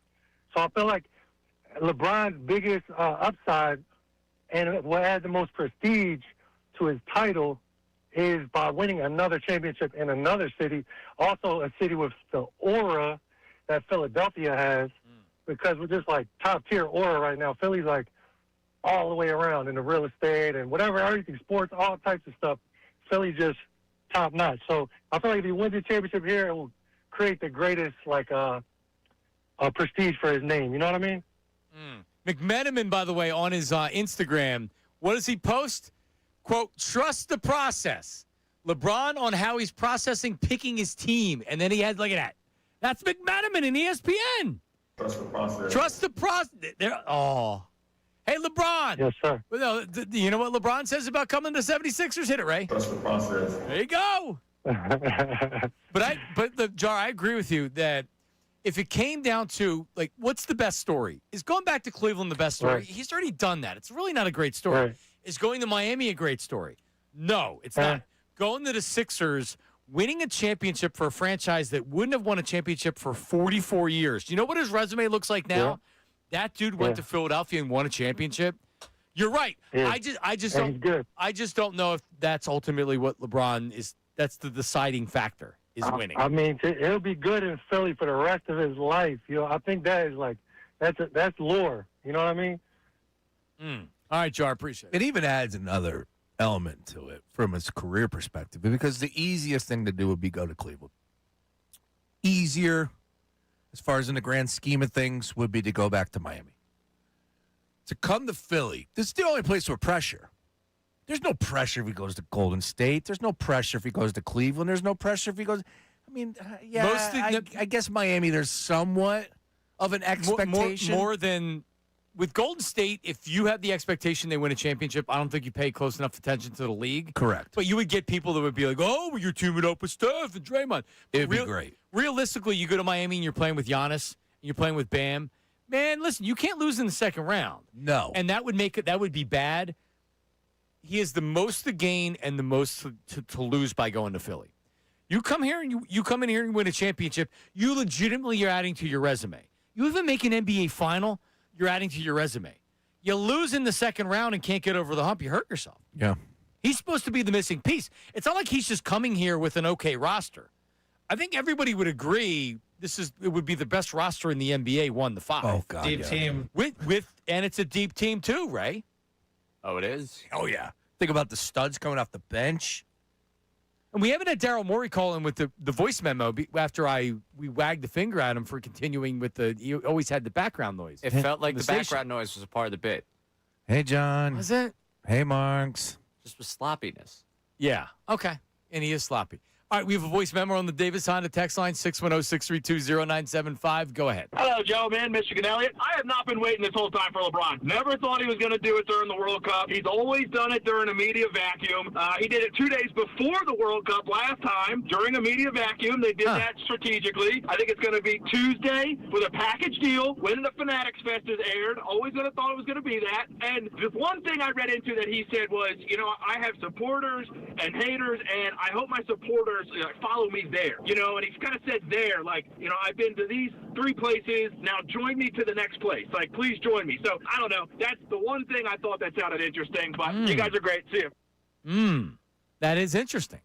It does feel like he's talking about a team he hasn't been to before, when you hear him talk about it sometimes. Doesn't he?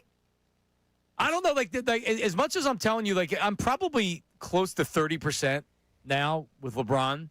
I was at 5% just the other day. Something tells me that this is like he looks at it and says, you know what? It's what like if you said at the beginning of this quote unquote process that LeBron was going to go to the Sixers, guys like Windhorst who said like, oh, the vibe's not the Sixers. A lot of people rolled their eyes and kind of laughed at the idea of LeBron going to the Sixers. Doesn't it make more sense than any of the other teams? For all the reason we've talked about. That he's coming here, it makes more sense than any of the other teams. No, I think it makes more sense to go to Cleveland.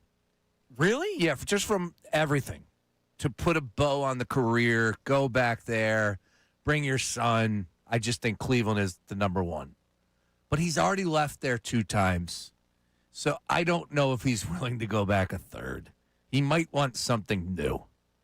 That's why kind of Miami was in the back of my mind, like, all right, he's only been there once, right? He could go back.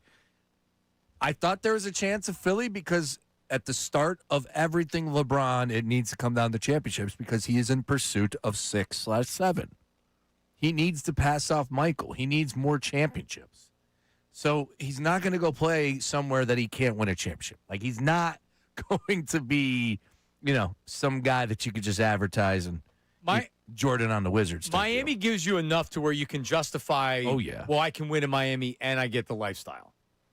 And in Cleveland, can you do that? You don't get the lifestyle. It's home, though. Yeah, it's home. Do that? No, it's more about the everything following the documentary, the movie, there was some write-ups about how he was able to get his one buddy a coaching job there. So, everyone that played with him at high school are now starting to move up the ranks and will be involved in the organization. That's got to be pretty cool.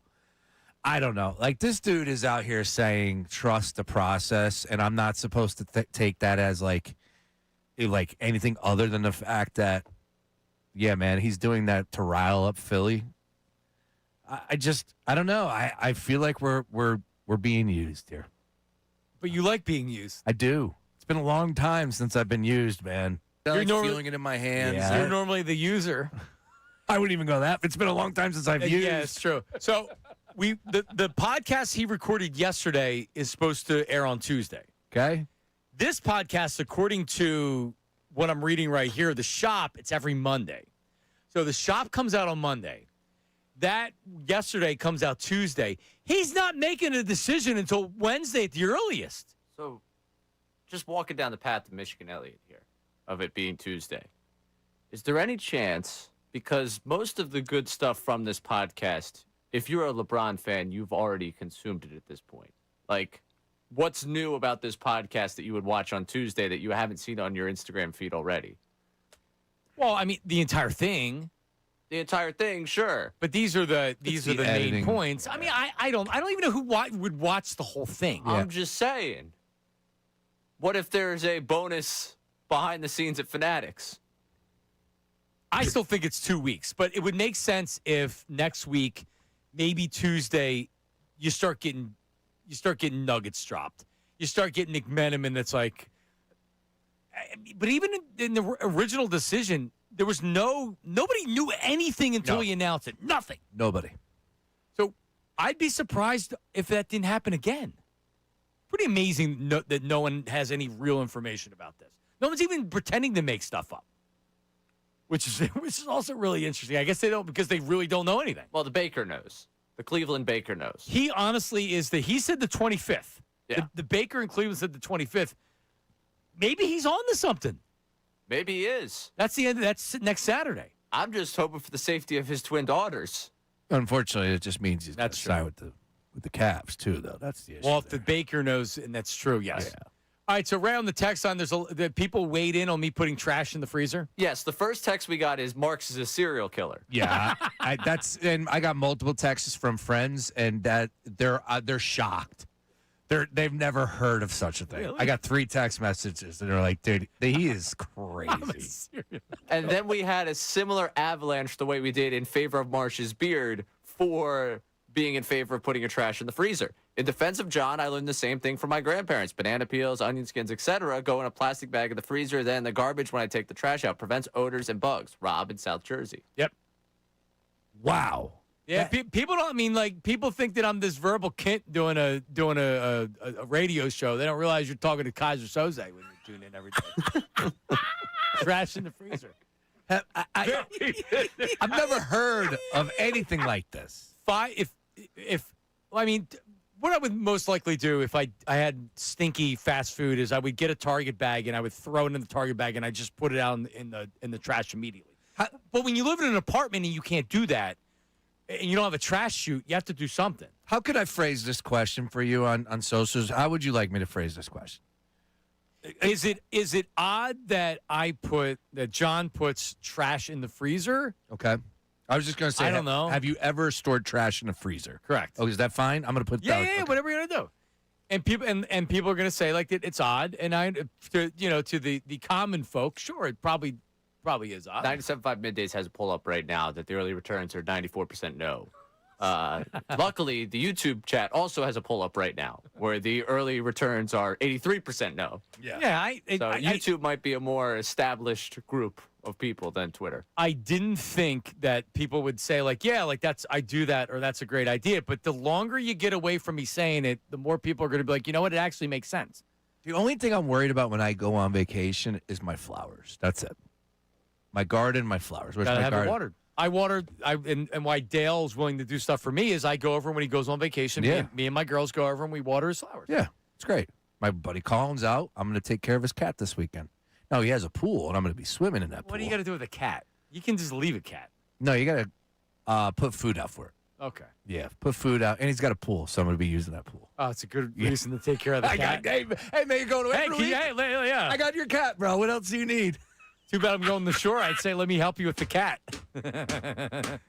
Cleo's the best cat around. Let's go. That's something. Oh, yeah. All right. Well, listen. It feels like that a lot of people are feeling like I'm positive on LeBron. Even if the percentages have went back and forth with me, I do feel like that it's more, you know what, we have a chance. Because that's really what it is. If you're going to have me say that I think I actually think like the favorite right now is for LeBron to go to the Sixers, I'm not going to pretend that that's the case. But unlike last time where it felt like it was just like LeBron's not going to the Sixers. It feels like this time that he's really considering it. Or he considered it. Or you know what, damn it, he's trusting the process and he's coming to Philadelphia. How about that? Trust the process. Yep. I'm just trying to think to myself of like, there's a chance, John. Like, I'm not here to deny that. I'm not here to say anything other than, yes, we are one of the finalists. Dave McMenamin spoke volumes to me when he joined us earlier. He was like, great. Man, the one thing I would say is Philly's in the front seat because there are a lot of teams out there that they're not in the discussion. So you can't deny that. But also we know this. When it is the summertime and the lists come out, or it's a Wednesday during football season and Colin Cowherd needs to kill a segment /hour, he will talk about Philadelphia. And why does he do that, John? You're a man that's been in this business for a long time. Because he gets the reaction he's looking for. There you go. So LeBron James, Philadelphia 76ers. Yeah. He gets the reaction he's looking for. And they're wrong.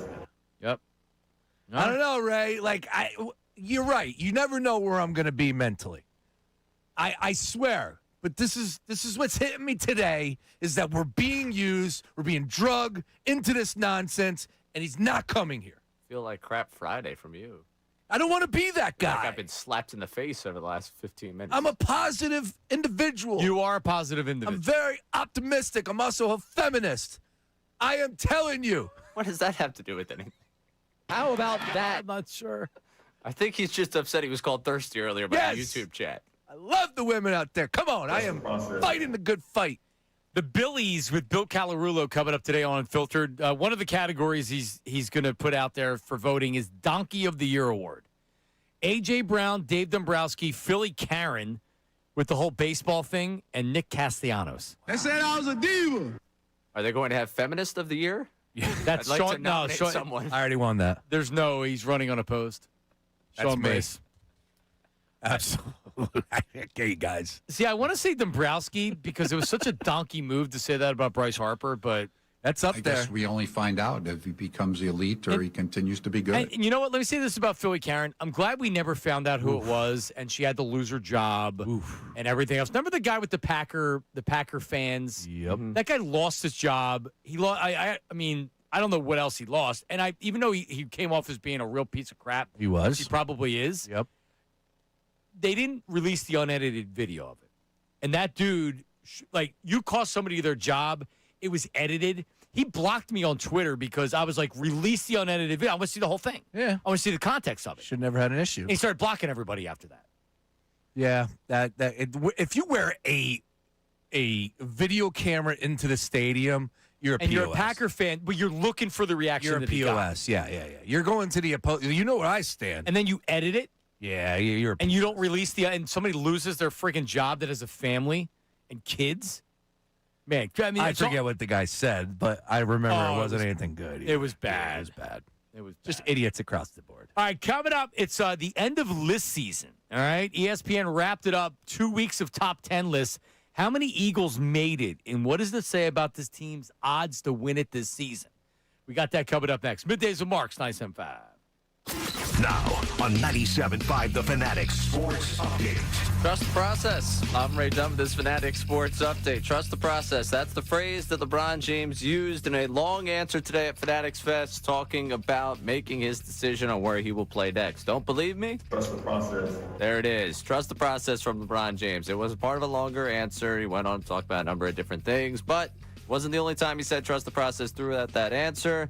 We'll continue to keep you updated with LeBron Watch as it continues, and we'll spill into another week. Dave McMenamin of ESPN is up there, filmed that very video that we just played for you, and talked with us in the 11 o'clock hour. You can listen to our conversation with him on our website, the Fanatic app, or our YouTube channel. Phillies lost 4-1 last night to the Mets. They are off today. They're back at it tomorrow. They got bad news yesterday. Brad Keller tore his UCL. He is out for the rest of the season. Phillies 2027 schedule came out yesterday, as well as the Flyers 2026-27 schedule. They're opening up September 30th against the Penguins. And today we found out the Union officially announcing that Kai Wagner has returned. This update brought to you by Taco Bell. Experience the new $3 Pepper Jack Steak Burrito in Decadent, Melty, or Crisp Fresca for a limited time at participating stores while supplies last. Price is very tax extra. I'm Ray Dunn on your home for the Sixers, Flyers, and Union. 97.5 The Fanatic and The Fanatic.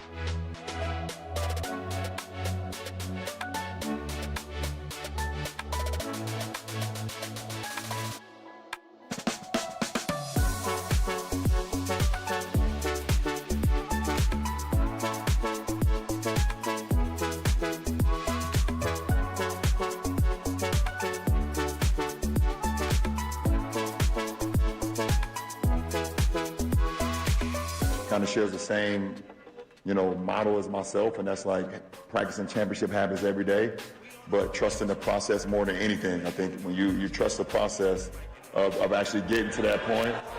That wasn't no hit. That wasn't no hit. Hold on. Y'all calm down. Realize. That was LeBron doing his podcast about 45 minutes ago or so up at the Fanatics Fest. So, Sean, we analyzed the video. I came in here and I said, I want you to watch them. And the Fanatics page, the Fanatics Instagram page, put the video up. And is that right? Is that where you got that? It's clean audio and clean video. Yeah, shout out to Earnshaw for that. And if you look at when LeBron says it, as he's saying it, he's smirking. Would you agree? Yes. This wasn't, and then he says, like, I've been saying trust the process since I get drafted. No, if you watch the video and you look at his facial expression, he's smirking as he says it. And then after he gets the reaction, he's looking like, what did I say? It was clear what he did. Sean, I think he's coming to Philadelphia. Here's the one thing I haven't even mentioned once today that maybe we're not paying close enough attention to. Are you bumping your percentage? I will release that in 1 second. Okay. We haven't mentioned it once, and it's maybe not something we're paying close enough attention to why he would come here. I can't wait to hear this. Something that we haven't discussed yet? Well, we discussed it. I just haven't. Okay. I don't know if we're giving it enough of a reason. Okay. Tyrese Maxey. Like, does he want to play? Like, is Tyrese Maxey? Tyrese Maxey is been leading the charge. LeBron says that's his little brother. Tyrese says that's his big brother. They have Rich Paul. But, I mean, think about it. Giannis is Giannis. He's playing with Bam. It's like, all right, Giannis is like MVP or whatever. Tyrese is his little brother. So now he's being courted by his little bro that's saying, man, come play with me. And he's got VJ Edgecombe. And he's got Embiid, who is at the Embiid tees. And now Jaylen Brown joins the team, and he says, you know what? I can play with Tyrese, and I can win a championship with this dude right here. If he's got real love for Tyrese, does he have that kind of love for anybody else that's on any of these other teams? I don't think so. As Donovan said, I would say no. I would say no. He may like Giannis. They may have a good relationship or whatever. He doesn't have the relationship that he has with Tyrese. So I haven't even really factored that in as far as, all right, here's a reason why he may choose the Sixers over everybody else. Because we've talked about golf as a reason not to be here, or lifestyle, or weather. There's no doubt that this gives LeBron the biggest chance to win a championship, best chance to win a championship. Playing with Tyrese might be something we're not examining enough. That's fair, and I can get behind that.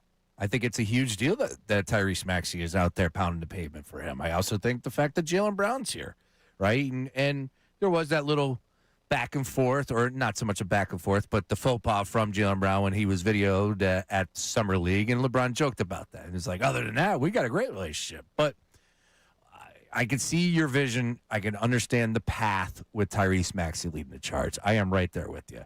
Folks, it's one or two things. And here it is. This is as black and white as it gets. Either he's coming here or he is really, really messing with us. And I would love to use a different word. Starts with an F instead of messing. And then I will just be upfront and tell you that there's a good chance. Yeah, flirting.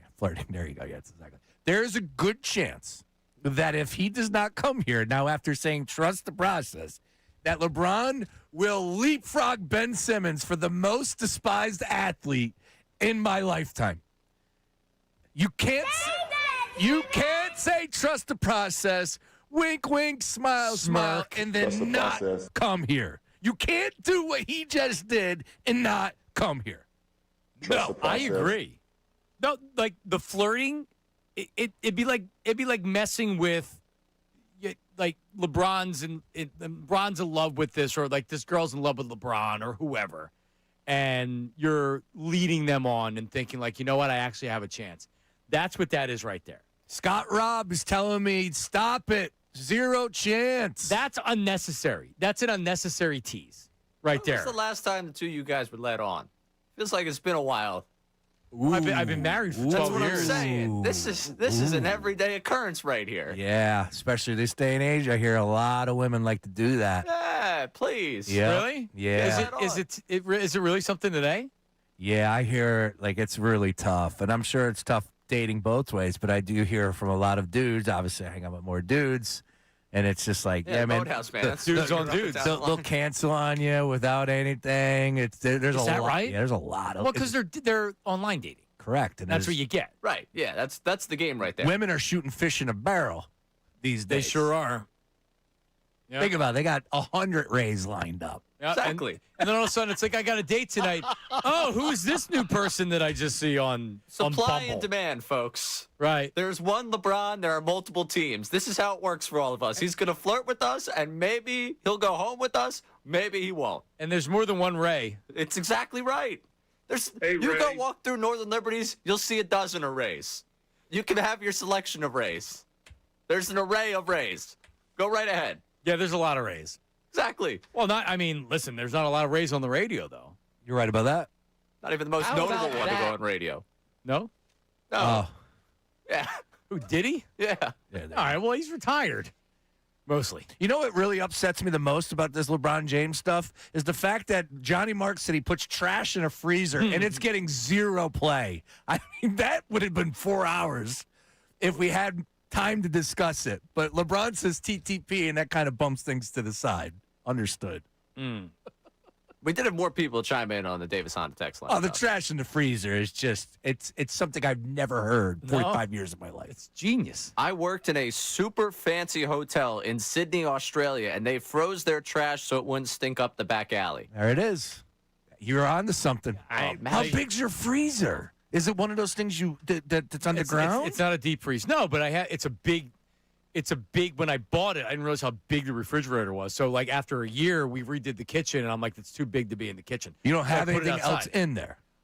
Well, I mean, I store a lot in there. It's a big freezer. Oh, you got a freezer outside? In the garage. Oh, in the garage. It's a refrigerator freezer, Yeah, but yeah, it's a big freezer. It's not a side by side. I like the bottom. It's a bottom freezer. Could you take a picture of this for us, please, Sure. and post it? I'm not going to be putting a big black trash bag in the freezer. What is it? Well, I don't have a lot of trash. It's whatever trash I'm going to have left from today. Gotcha. Because I put the last thing I did last night was I took all the trash out. Understood. And then it got taken today. So we're not going to have a lot of trash left over. But it's enough to bother you to the point that you're going to pack it up. I don't know what I would do with it other than put it in the can, and then it's going to roast in the sun all week. And I don't need flies and everything else. And Why it's don't you bring the cans into the No, I'm not. I don't like to do that. Okay. We have the like. You're on to something. We have the fence that where so you can't see them, and you put them behind the fence on the side next to the garage, and that's where the air conditioner is. And it goes behind there, and then it's protected from the wind so it doesn't blow away. Yeah, try it. I you know what? I'm going away in 2 weeks. We might be putting trash in the freezer. I don't know. See how it works out. I would say no. Coming up next, we didn't do the list. Ray, you have data on the list, the ESPN list? I do have data. All right. Where do the Eagles rank as far as number of players on the top 10 list? That's coming up. YouTube chat recap and more. Middays with Marks. Got something to say about Philly?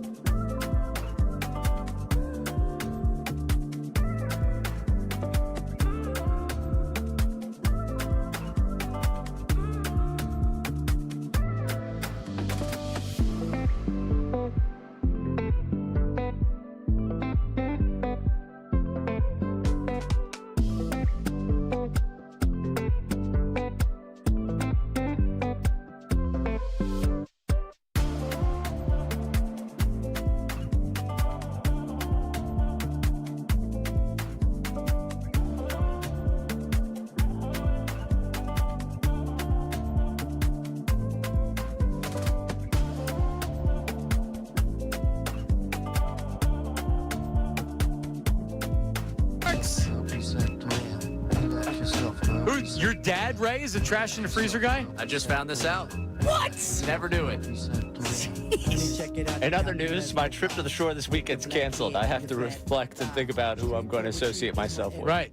Now, has your dad killed people before, like I'm being accused of? I mean, I don't think so. Now there's a whole other world of them I didn't know about. Yeah, I'm not putting body parts in the freezer. I'm just putting trash so it doesn't stink. Yeah. No, now I'm fully on board with this. Now I have to be. Right. My dad does it. Again, your dad's a very very intelligent man. Obviously, Amazing. Obviously raised you, and you're Well, very intelligent probably young strike man. against him right there. It is not. All right, there you go. Ray, tell me about, so the ESPN list is finally over. It's been 2 weeks. How many Eagles made the top 10 list? Every position was given top 10 in the NFL. How many Eagles made the list? There were 8 Eagles in the top 10. All right, so Saquon, Carter. Well, let's go on the offense. Saquon, Mailata, Lane, 3. No wide receiver. No tight end. Jordan Davis, Jalen Carter, 4-5. Zach Bond, 6. Cooper and Quignon, 7-8. Yep. Who am I missing? That's it. Oh, you said 8. Okay. Second only to the Lions with 9. And the Lions have a ton of talent on that team. Huh. Well, sounds like Jared Goff better win a Super Bowl this year. You know what? But even if he doesn't, he'll keep making top 10 lists. With all that talent. He's a great quarterback. 71 touchdowns the last 2 Well, seasons. that's what bothers me is that with the list, it's like because he throws a good ball and he's a true rhythm passer, he makes the list even though he craps his pants in big games. Mm-hmm. And it's not like it's like, oh, well, he doesn't have a ton of talent on his team. Please. They're loaded. He's got two top 10 receivers. Well, Williams was Jameson Williams was an honorable mention, but still ahead of Devontae. Ross St. Brown is a stud. Oh, he's a beast, yeah. Love that guy. Target machine. You got to top the number one or running back. Really good tight end. Offensive line. Laporta's no joke. I know he's hurt, but still. Good coach. And, oh, by the way, the fact Ben Johnson was there for 2 seasons with them. Yep. That tutelage. Yep. All right. There you go. I got more news out of my family. My dad's a trash in the freezer guy because my mom and her mother do it. Wow. So I've been surrounded by trash in the freezer people my entire life. And you didn't even know it. I had no idea. The same house that segregates its ketchup, or you have organic ketchup and regular ketchup. Wow. Yeah. Oh, yeah. Segregation at that house. I did not know that. Correct. Of the ketchup, yes. Of the ketchup. They also put trash in the freezer. A lot to consider about how I was raised.